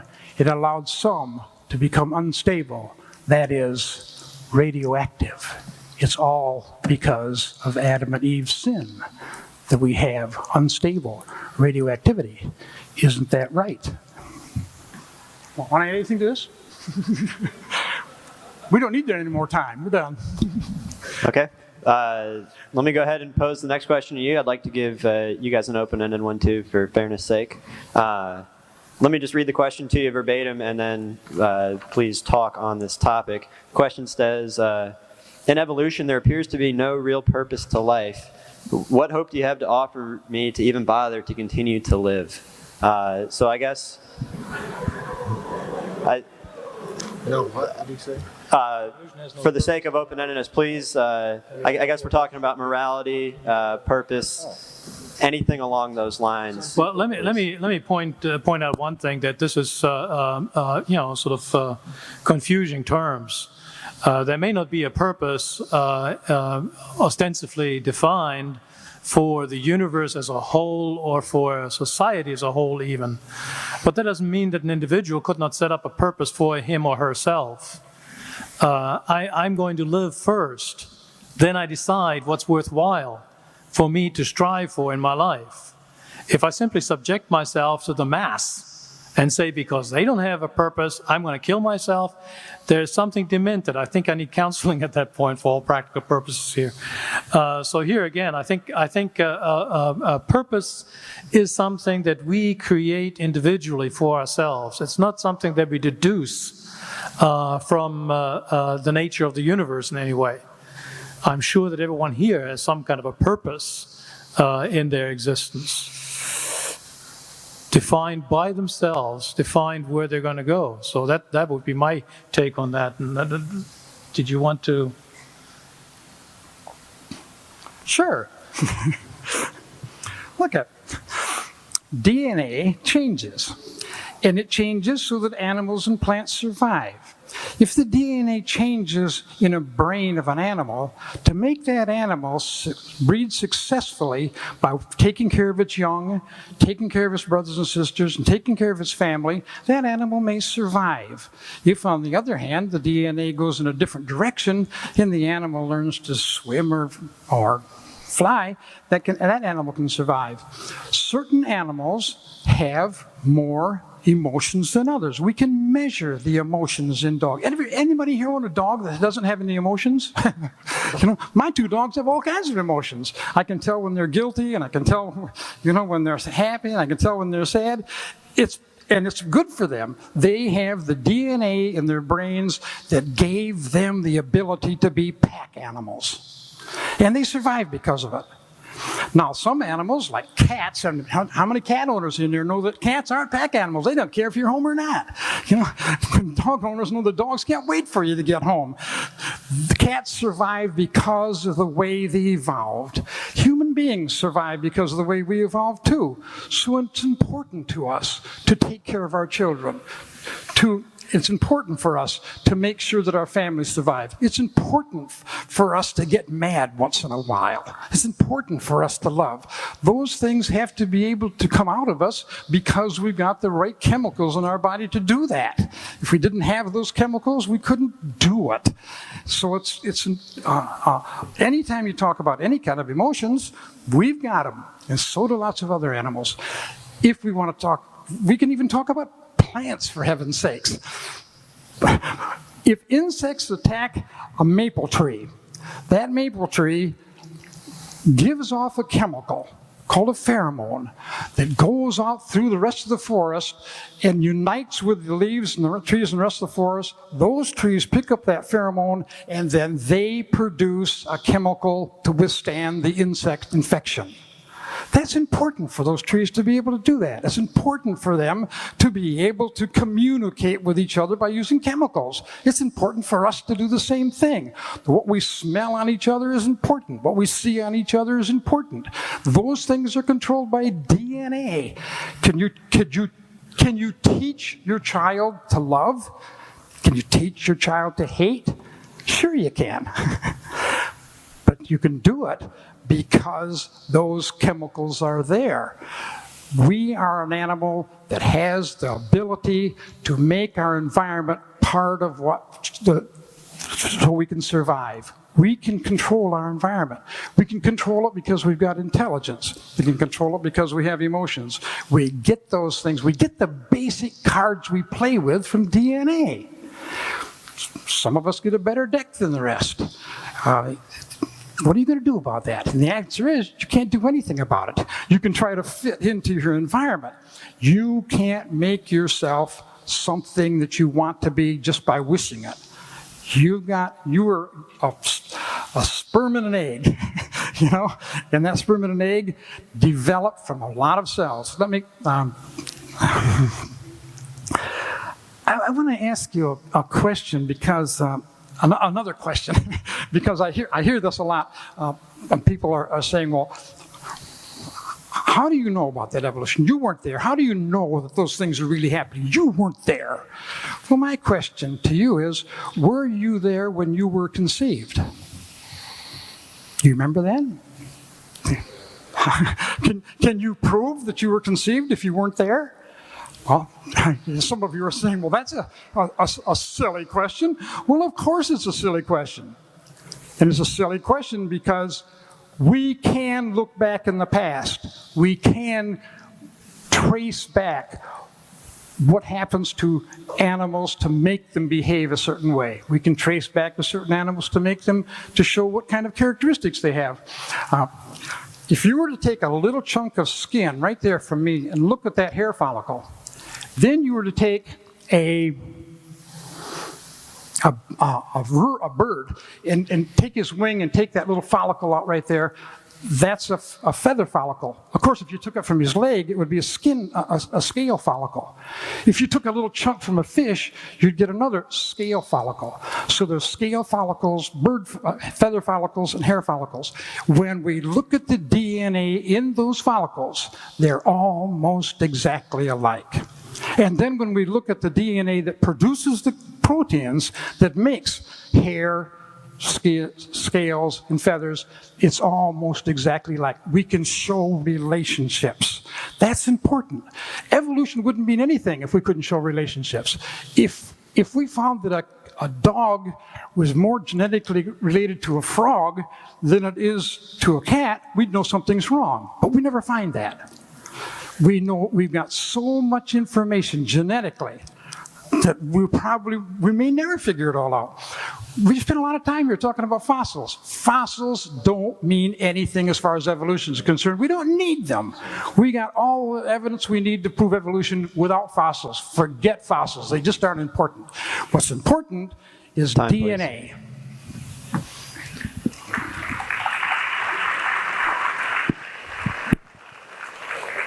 All right. The question was, what's the purpose of life? Okay. Joseph Stalin executed 14,700 Polish officers, prisoners of war, at the Katyn forest. Why did he do that? How would he execute prisoners of war? Adolf Hitler executed at least 6 million Jews, plus millions of others. Why would a person kill Jews? Well, Hitler thought they were an inferior species that hadn't evolved as far. He was actually trying to speed up the evolution process. 1975 to 79, the Khmer Rouge, under the leadership of Pol Pot, executed more than 1/3 of their entire population. Check out the killing fields. Why did they do that? Why were the Australian Aborigines treated like they were animals?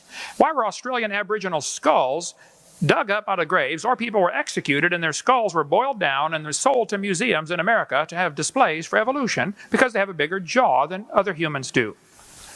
Kip Kinkle said, "If there was a God, he wouldn't let me feel the way I do. There is no God, only hate."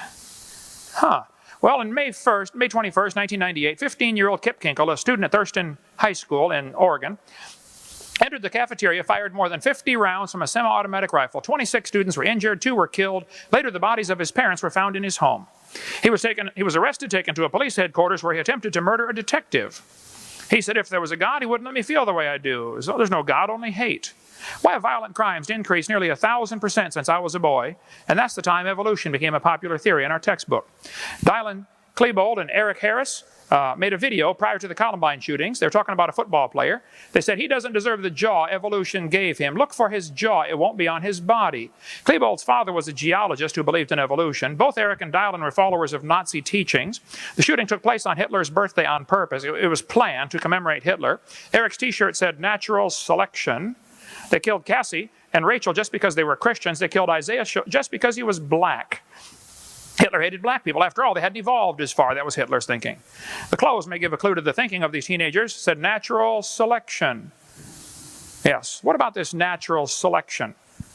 Well, natural selection selects. It doesn't create a thing. It selects. That's all it can do. It's not a creation process. We go into that some other time. So my answer to the question is there a purpose to life? Absolutely, there certainly is.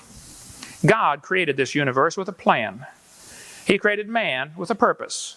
Now, I have found in my speaking on this topic about 800 times a year all over the world and 15 years worth now, the reason people accept the evolution theory is not because they have a scientific reason. I asked a kid 2 weeks ago, I was debating 2 professors, or I forget where I was, it doesn't matter, 3 weeks ago. One kid came afterwards and said, "Evolution's a fact." I said, "Well, calm down, let me ask you a question. If creation was true, if the creation story is true, would that affect your lifestyle any? If there was a creator that said, 'Thou shalt not commit adultery, no pornography, no lying, no cheating, no stealing,' would that affect your lifestyle any?" He said, "You're trying to embarrass me, aren't you?" I said, "I don't even know who you are. I'm just asking you a question." The reason people accept evolution is because of their sin, not their science.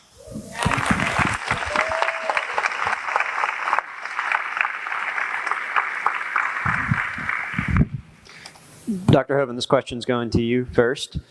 You've mentioned the second law of thermodynamics to prove that God must have provided the initial energy or the initial something in the universe. Have you considered that some of the laws of nature only work in certain situations? For example, Newtonian physics breaks down towards the speed of light. So does the second law of thermodynamics really prove that God created the universe? There are several ways to define the second law of thermodynamics. There's all kinds, let me try to get, well, it'll take me a minute, but basically they all boil down to the same thing. Matter, everything tends toward disorder, okay? Things don't order. That doesn't prove God created the universe, and it certainly doesn't prove the biblical view, okay? And it doesn't prove everybody ought to become an independent, temperamental, fundamental, right-wing, radical, chicken-eating Baptist like me. However, if you keep studying, you will get there, okay? I think the second law of thermodynamics demonstrates there must have been a beginning. Since everything is winding down, everything is falling apart, there had to be a beginning. There had to be something that wound it up. So yes, I think the second law of thermodynamics is proof positive that there was a beginning. Even the evolutionists will admit that. Oh yeah, 20 billion years ago. Well, what was before that? Was there any time or space before there was matter? And where did this matter come from? They have a totally illogical theory.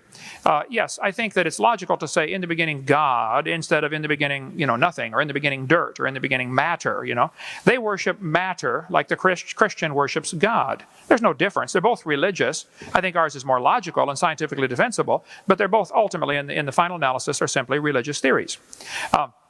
So the second law of thermodynamics, which is, as far as anybody knows, universally believed, as far as Newton's laws breaking down as you approach the speed of light, there's a lot of theories about that. There's also theories, there's an article in Discover magazine last year, April of 2003, that says Einstein was simply wrong, folks, okay? There's a large article in there. The speed of light is not a constant. So I don't think it's correct to say that we know for sure that these laws break down as we approach the speed of light. It may be true. I don't know. I don't think anybody knows would be my point. I cover quite a bit about the speed of light and evidences of it in the last 10 years, proofs actually, scientific experiments that say the speed of light is not a constant. I'll get you some of those here. If I can get, oh, no, sorry about that. See, I told you about asking the questions in the right order, didn't I? Remember that? Be a lot faster. The second law of thermodynamics says everything's falling apart. There's lots of stars out there. I mean, like billions and billions of stars. We don't have a clue how any one of them could form by chance. And yet, obviously, they're here. So the second law of thermodynamics, the Christian would predict that God created a universe, and we'll see things falling apart. The universe is winding down, okay? It's not getting better. And stars are blowing up. It's called a nova or a supernova if it's a big one. So yeah, we're losing things, and eventually the universe will experience what's called a heat death. Everything will be uniformly cold. And right now they look out in space and see this 3 degree Kelvin, minus 270 centigrade or minus 450 2.7, whatever it is, Fahrenheit. It's a universal temperature out there. It seems to be the same everywhere. And it seems to be this background noise, this radiation. Okay, that appears to be true. Well, what does it prove? Oh, that proves the Big Bang. Oh, it doesn't prove the Big Bang. It doesn't prove the Big Bang at all. Nobody's for sure what's causing that. We are seeing stars appear to be drifting away, like the red shift, okay? There's not much question there's a red shift. The assumption is that maybe it's caused by the Doppler effect, but actually nobody knows what's causing the red shift. Even if it's true that it is stars drifting away or moving away, that would still beg the question of where did the energy come from to propel this thing? Where did the star itself come from? And I don't think we can prove positively that the red shift is proof of either great distances or that the universe that stars are moving away. They get the same thing with parallel motion or perpendicular motion to your line of sight. This guy said there was an early sign that red shifts indicate distance of galaxies. For quasars, however, the diagram shows a wide scatter in apparent brightness at every redshift. In fact, there is little correlation of brightness to redshift at all. Either quasars come in an extremely wide range of intrinsic luminosities, as most people believe, or their redshifts do not indicate distance. Sky and Telescope magazine 10 years ago. Thus, for us, the only conclusion can be drawn is that at least some quasars are relatively nearby, and a large fraction of their redshift is due to something other than expansion of the universe. Some people think redshift is for the Doppler effect from stars leaving. Maybe so. If it is, that's still an example of the second law. We see things get old, they die, they fall apart, and if their philosophy of life is you're only here to pass on your genes, that's the only reason you exist, eat, drink, and be merry, tomorrow we die, that's a pretty pessimistic worldview. I think there's a much better view than that.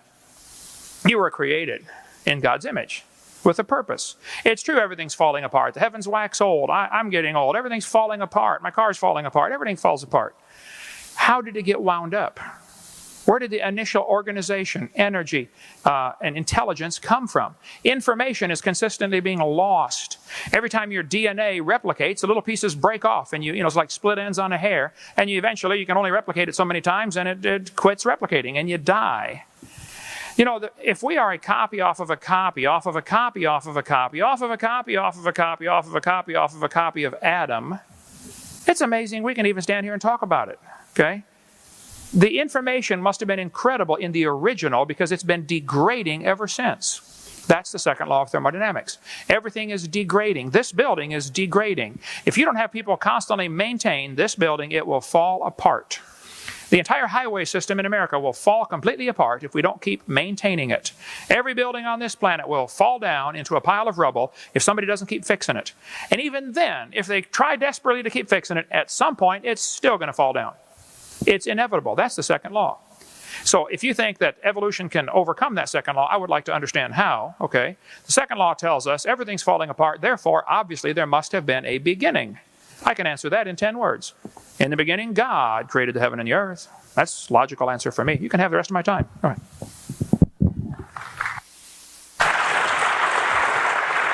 Are we supposed to rebut this? Can you do that? I'll try.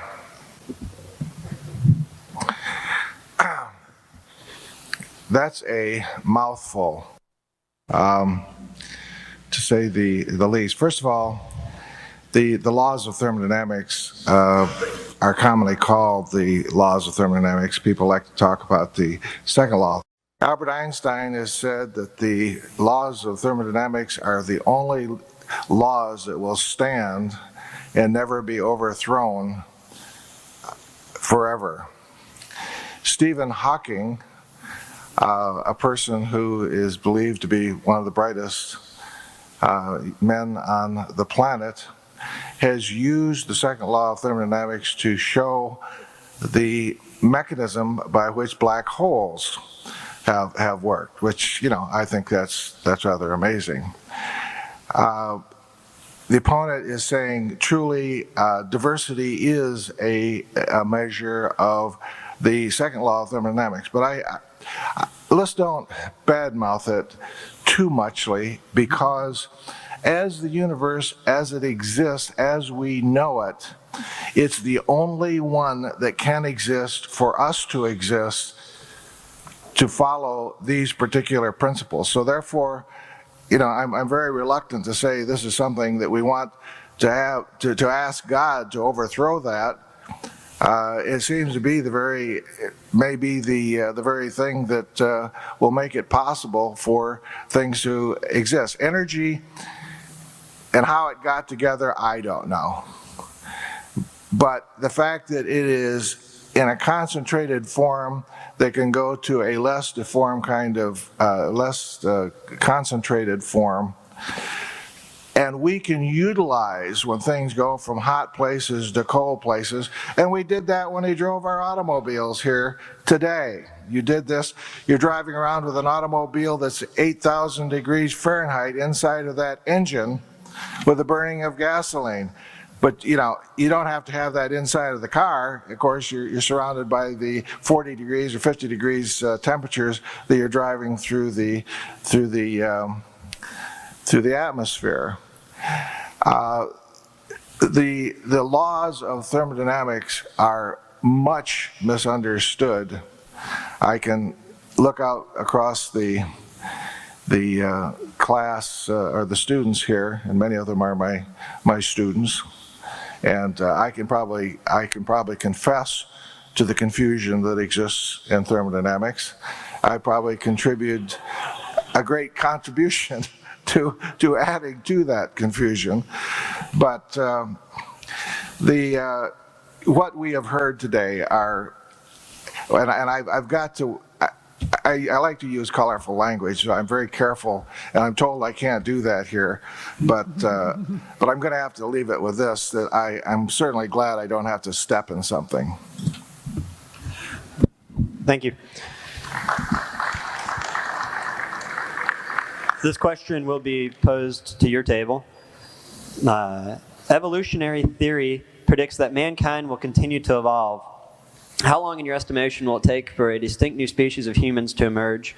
In other words, how long will it take for there to be two or more incompatible species of humans? And let me add something to that. Where do you foresee this going, the evolution of humans? I can tell you one thing, we'll never have a war because there's been a disagreement on science. What we will have is people advancing because we've learned how to live with each other. If we don't do that, we're not going to advance at all. We have certain things that are going to take place with every species. If we go back and look how species have evolved over time, we can see that almost everything that's ever lived on this planet is extinct. Evolution is a really inefficient situation. Well, as a matter of fact, the intelligent designer is about as inefficient as you can get. Do you know how many kids die every year because they choke to death because our throat and our windpipe are so close together? I mean, whoever designed that? A first-year engineering student could do better than that. Just think how many people in this audience probably got all kinds of hang-ups because we've got a system that gets rid of our waste material right into a system that we reproduce with. I mean, you know, there's all kinds of animals that got better reproductive systems than that. They don't, you know, that the intelligent designer designed a snail that has his anus right above his mouth? Come on, who did that? We can explain those things by looking at evolution. You can't explain those things by looking at a designer. The designer did a terrible job on the eye. People have eye problems because the nerves in the cornea and the nerves in the retina are in the wrong place. And it happened that way because that was the only thing evolution had to work with. There's all kinds of problems with design in the world. There's all kinds of problems with evolution. And what happens is we try to correct them. Now, what's going to happen to us in the future? It'll depend on us. I mean, I like the question because what it involves is ecology, it involves environment, it involves saving the planet, it involves, what it involves is understanding evolution. You know, one of these textbooks, I think it's this one, it says in here, do not worry about the future because God is going to kill all of us. Soon, you know, they say almost word for word. What I said in there is, do not give your life for evolution because, do not give your life for environment because the environment will be destroyed by the Lord, you know. Well, if you believe that, then I guess you don't need to worry about the ecology. I guess you don't need to worry about the environment. But I don't believe that. And I think that we should worry about the environment. I think we should worry about the future of our kids. I think we should worry about what's going on. And I think we should understand evolution so that we can stay healthy when we're doing it. We need to understand our immune systems. We need to understand that bacteria change on a moment's notice. We need to understand that highly formed animals can't change quickly. And we're a highly formed animal. We evolve really slowly. Bacteria evolve very rapidly. Insects can evolve certain things in just a matter of a few months. We evolve slowly. We need to understand what's going on with our DNA. We need to understand what's going on with the DNA of every plant and animal that lives on this planet. That's how we survive. And if we don't do that, we may not survive. It's that simple, actually. We need to use our brains. We cannot be in the situation where we say, here's a book that's got all the answers in it. We don't need to know anything new. When my father talked to me when I was a boy, and he said, when you read a book, be sure to look in the back of it and see if there's a good bibliography. If there's not a good bibliography in there, it may be that the things in that book aren't true. And then he handed me a Bible. And I looked for the bibliography and there wasn't one. That's all I got to say.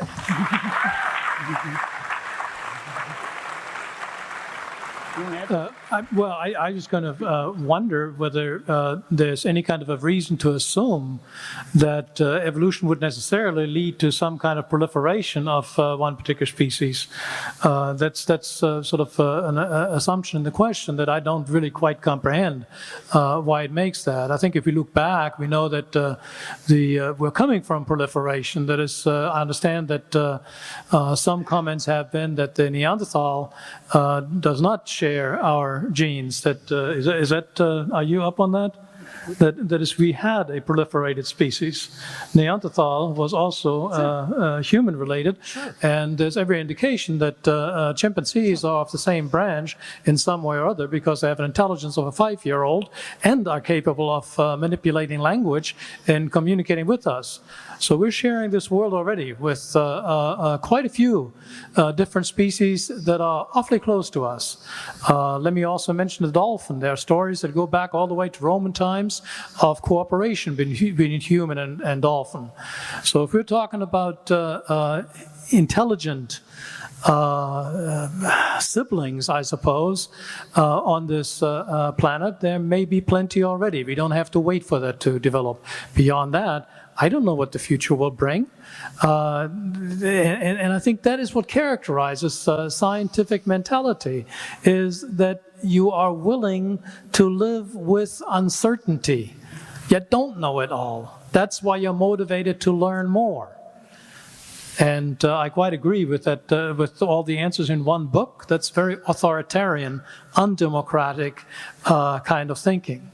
One of the most frequent, since our colleague here mentioned Adolf Hitler, one of the most frequent words in Adolf Hitler's mouth was God and divine providence. Therein lies danger. It's an authoritarian kind of thinking that is not healthy.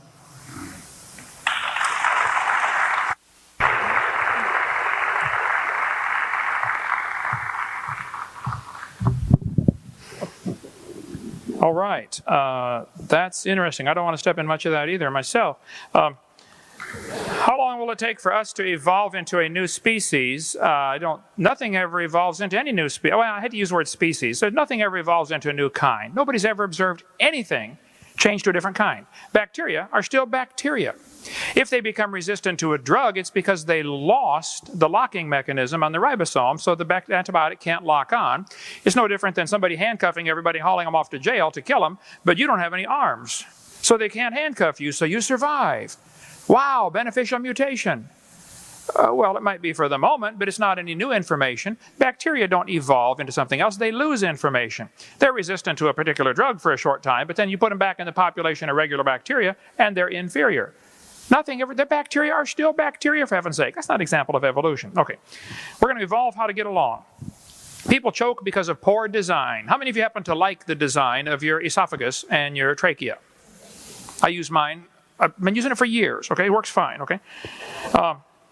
The purpose of life is to save the planet and to understand evolution. Let's get more government funding so we can teach more of this stuff. So more kids can not only step in it, but wallow in it here. He said the eye is a poor design. Well, now let's see about that. Charles Darwin said, to suppose that the eye could have been formed by natural selection seems, I freely confess, absurd. Okay? And yet he goes on for 4 pages after that and tells how he thinks it happened. The retina of your eye is about 1 square inch. It has 137 million light-sensitive cells wired to the brain. I've done a huge amount of electrical wiring in my lifetime. I cannot imagine hooking up 137 million connections in 1 square inch. My Heavenly Father did it, and it works pretty good. It worked till a couple years ago. I had to get these dumb things, okay? Because that's an example of second law of thermodynamics, by the way, decay. Now, I debated an atheist in Ed Buckner in New York. He said the eye is poorly designed, like I believe I just heard a few moments ago. It's a poor design. He said the retina is in front, the blood vessels are in front of the retina, so they block part of the light coming in. He said the octopus has a much better eye because their blood vessels are behind the retina. That's proof of evolution because of poor design. I said, Ed, we live in the air, okay? Air is a poor insulator for UV light. Your body needs the blood vessels in front of the retina because that's your last defense against UV light. Octopus live in the water, okay? Water blocks UV light. They don't need their blood vessels in front. Now, if you want to swap eyes with an octopus, you just go ahead and enjoy yourself, but you're going to be blind in a few days, okay? Their argument from poor design is like saying, well, God wouldn't do it this way, therefore it must have evolved. That's a lousy argument for evolution. That's a proof evidence, that's an evidence to me that we were originally perfectly designed, and all of humanity is just plain falling apart, folks. And yes, God's going to have to step in here pretty soon, and we're going to all kill ourselves, okay? Thank you so much.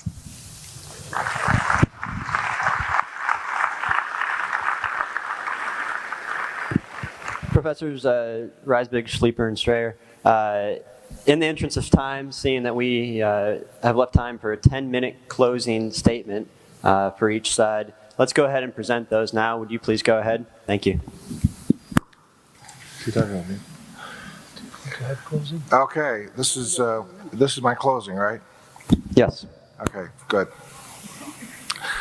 Well, this has been an interesting discussion that we've had.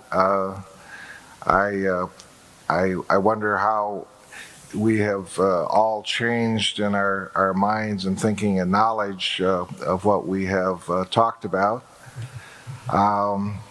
We've talked about some good information. I've heard some bad information. I happen to believe in the scientific method. Without the scientific method, we have no defense of sinking into ignorance and despair. And to people who do not understand the things that have been accumulated for science, we are cursed to do ignorance and ignore and what I will repeat, voodoo science, that people will believe in crazy kinds of things, and we see those kind of things going on in people today. The one thing that we have is that we have knowledge, and we have a way of testing knowledge and putting to the test of a number of people, essentially to evaluate and agree in what is as correct as we possibly can. If we have nothing, then we are in despair, and we have nothing that we can possibly survive. I don't think that is true. I think the scientific method is a wonderful thing, and I think the discussion we've had today has proved that it is correct. When you die, the world is not going to change. The world will stop, because your world is in your head all along. You have no direct contact with the world out there. You have no immediate knowledge of the world. The only knowledge you have is immediate knowledge through your senses. For that reason, you work with frameworks, trying to understand, theoretical frameworks, trying to understand what's going on out there. You're trying to make tenuous predictions about what you think the next event will be. And if the tenuous prediction doesn't work out, then you're going to overturn the hypothesis that you worked under. Evolution is no different. It's a theoretical framework. As long as new information framework, we're going to keep working with it. When we have an overwhelming evidence that doesn't fit, then the scientific community will be just as comfortable overturning that and altering it to something different. And it's a fairly simple system. That's why it works. What we've been shown today is that we should throw that out, replace it with a spiritual being where we don't have any idea how it is interacting with the material world, and that material world, which we can't really understand either. And in that complicated system, we're supposed to work scientifically. I suppose the next time you go to the physician and you have some kind of a pain, it will be pointed out to you, it's probably some little rock that God forgot's there. Doesn't make any sense to me. And what I want to say to conclude here, at the beginning, Dr. Hovind offered a general ethical principle, and that is that we have an inheritance of sin. I find that abhorrent. I find that absolutely incredible to even believe that. Anybody who has seen a baby and has holding it in your arms, would you really believe that that is hellbound, that has inherited sin? It's a most objectionable concept that is being carried around here in the name of religion. And for that reason, I also believe that we really do have a very clear-cut science, because evolution is self-correcting. It is accumulating data, that it's checking each other. It has the open scientific community exchanging ideas with each other, checking on each other, and not some kind of an authoritative system that is loaded down on us where we have no possibility of questioning. The one is democracy, the scientific community. The other is a form of authoritarianism that I find very objectionable.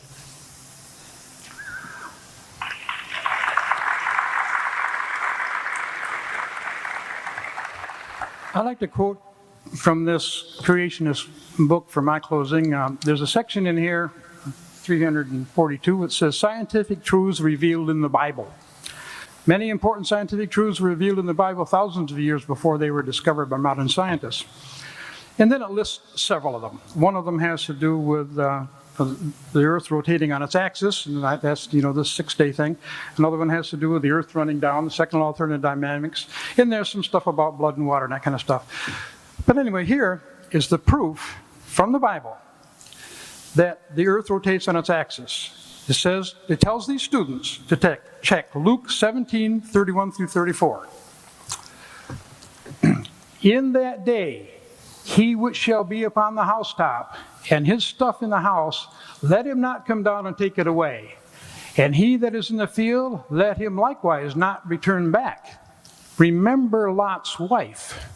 Whosoever shall seek to save his life shall lose it, and whosoever shall lose his life shall preserve it. I tell you, in the night there shall be 2 men in one bed, and one shall be taken, and the other shall be left." I did not understand that. I called Becca. I said, "What does that mean?" "Well, you check with the teacher's manual to find out what that means."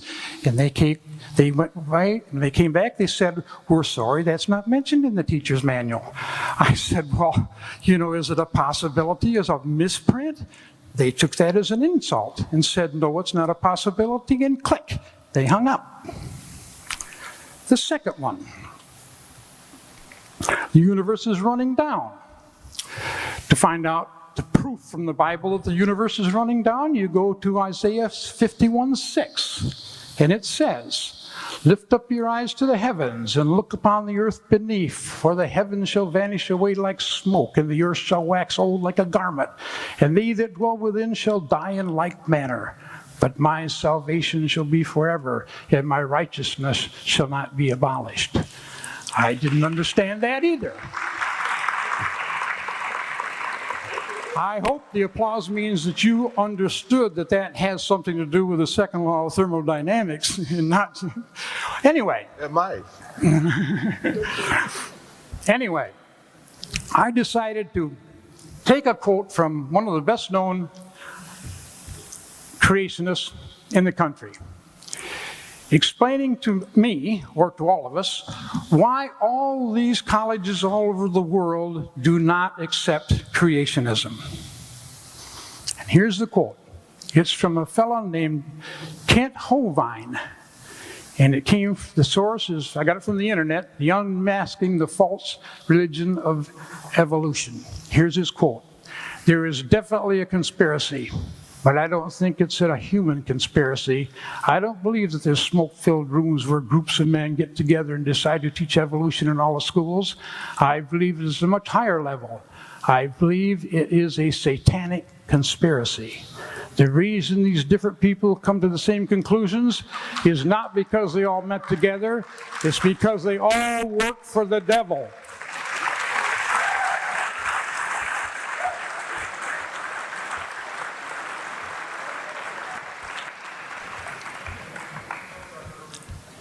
I think that was one of the most arrogant statements I've ever read in my life.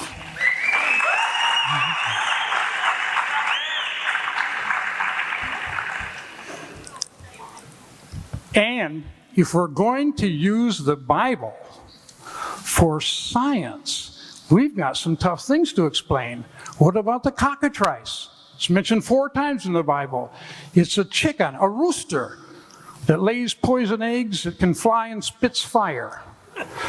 What are we going to do about dragons being mentioned 17 times in the Bible? What are you going to do about unicorns, or mentioned 8 times in the Bible? I want to tell you what, we have never found a fossil of a unicorn. Wouldn't it be wonderful if we did? Then you people would have something to applaud for. Okay. Thank you. All right.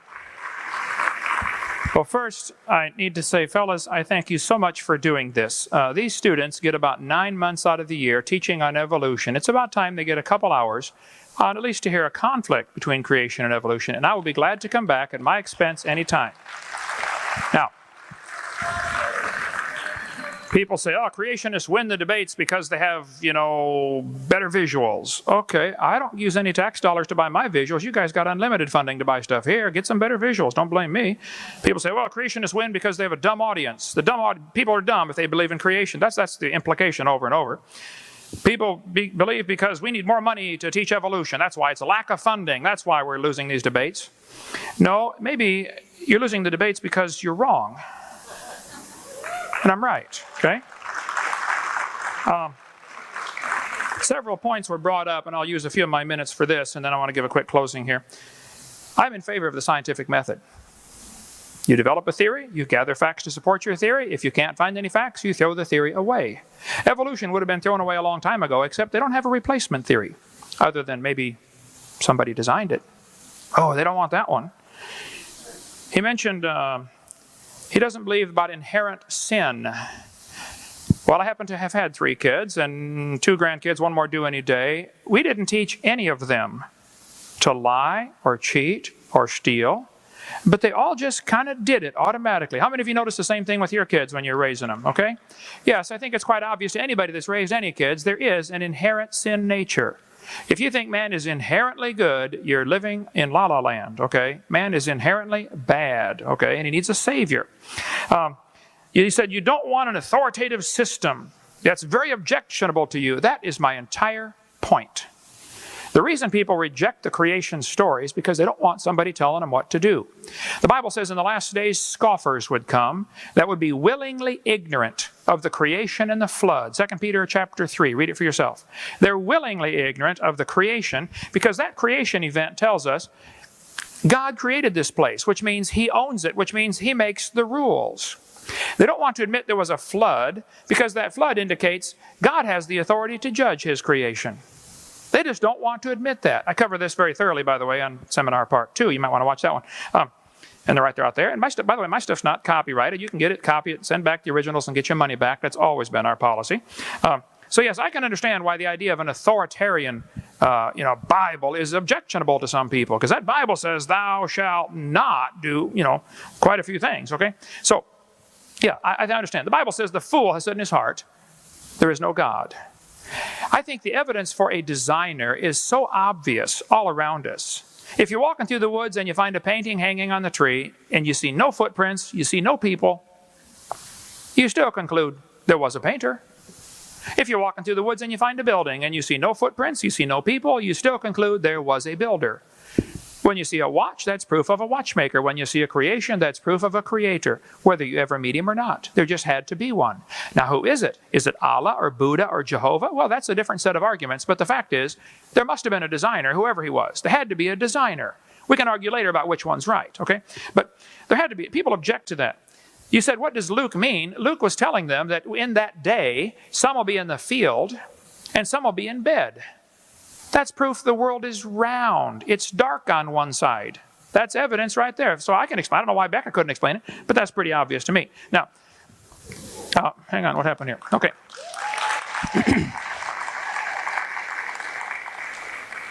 I visited Wayne Strickland's tombstone. I don't know if the other date's filled in yet or not. It's been a couple years since I've been there, but the date was empty when I was there. He said he's an atheist.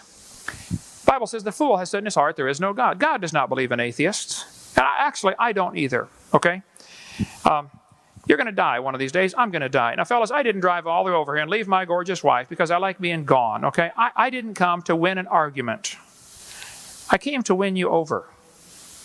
Honestly, I would like to see you saved, going to heaven. Maybe you think you are. I don't know. But if you think God used evolution, you have the wrong God, okay?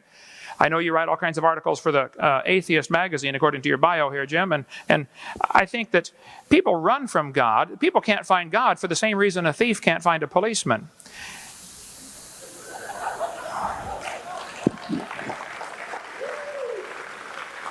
I sacrifice my time to travel and to do this because I'm concerned that people are actually dying and going to hell. I'm really concerned that that really happens. I believe the Bible teaches that. I believe that's literally true. I believe we were designed for a purpose. And God loves each of us. He hates our sin. The Bible says He's angry with the wicked every day. God hates our sin, but He loves us. And we are inherently sinful. And we're going to die. All of us are going to die. And you're going to be dead for a really, really long time. Okay? George Washington died 205 years ago, and he is still dead. I don't care how long you live, you're going to be dead longer than that. And you better think about that long and hard. You better be really positive you're right on this one. God made this world. He owns it. He makes the rules, and we are guilty of breaking His rules. So rather than admit we've broken His rules, people say, well, there is no God. We got it by evolution, which means, of course, there are no rules. If evolution is true, there are no rules. I asked the question at the beginning. I never got an answer. If evolution is true, how do we tell right from wrong? How do we tell right from wrong? God told us very clearly, thou shalt not bear false witness. Don't lie. We've all lied. Don't steal. We've stolen things. We broke His commandments, folks. We're guilty, period. Which means we're going to be punished, or you got to find a substitute. And that's where Jesus comes in. The God that made this world also came down and said, look, you blew it. You're all sinners. You're all going to hell. However, I still love you, and I still want to forgive you. I'll even die and take your place. You can't beat a deal like that. Now, Romans chapter 1 gives us a clear progression, and I would recommend every atheist or evolutionist or agnostic read Romans chapter 1 very carefully. Because that which may be known of God, he may be known, okay? You may know things about Him. You can learn about God. That which may be known is manifest in them, for God hath showed it unto them. You know there's a designer. Okay, I don't care about all your arguments. You know somebody made this place. The invisible things of Him from the creation of the world are clearly seen, being understood by the things that are made, even His eternal power and Godhead, so they are without excuse. Judgment day, you're just flat, seriously in trouble. Okay? Because then when they knew God, they glorified Him not as God, neither were thankful, but became vain in their imaginations, and their foolish heart was darkened. Professing themselves to be wise, they became fools, and changed the glory of the uncorruptible God into an image made like to corruptible man and birds and four-footed beasts and creeping things. They worship the creation. That's what evolution's all about. Save the planet. Wherefore God gave them up to uncleanness through their own lust to dishonor their own hearts and dishonor their own bodies between them. He changed the truth of God into a lie and worshipped and served the creature more than the Creator. I mean, to them, the animals are more important. Look, I like animals. I take care of the animals we have around our place. And I think Christians take care of their things. But folks, this whole concept of nature is all there is. We got to save the planet. I don't pollute. I try hard not to. I work very hard to keep our place clean, and we do a very good job, I think. You can come visit Pensacola, Florida. But that's not the ultimate goal of life. The Bible says God gave them up. You follow this trend. They don't want God telling them what to do, so God gives up on them. Okay, you do what you want. And they get turned over to vile affections. That's the way it always goes. It descends. You can read the rest of the chapter. It goes right into homosexuality. By the way, if your job is to pass on your genes and you're the fittest, well, they're not the fittest, that's for sure. They're not passing on any genes to anybody. I've been a long time on that one, but God's going to judge this planet. He tells us He's going to have to because man has rejected Him. Now, they professed Him. They thought they were wise. They became fools. And if you believe your grandpa was a rock, you're a fool. Some of my ancestors probably swung by their necks, okay, but none of them swung by their tails. Now, if you think your grandpa was a monkey, I think you're still a fool, but that's okay. You have the right to believe that. You do not, however, have the right to use tax dollars to teach that fairy tale in a public university at taxpayer expense. I think evolution should be taught in private schools at private expense. Now, you guys are not the enemy. I love you and I want to help you. Okay, I think you're deceived, and it's worse that you're deceiving others if you're teaching this stuff. Now, there are people here tonight with yellow shirts on. If you'd stand up, you're supposed to be standing up with a yellow shirt. You know who you are. These people right here are willing to talk to you and show you how you can become a Christian and go to heaven. Okay, that's why I do this. I want to convert people, get them saved. That's why I'm here, okay? I think the scientific evidence is on our side. I think I'm right. I think I won the debate tonight, actually. But it's not because I'm smart. It's because I'm right. And God loves you. He wants to save you and forgive you. See one of these folks afterwards. We'll be glad to help any way we can. Thank you so much.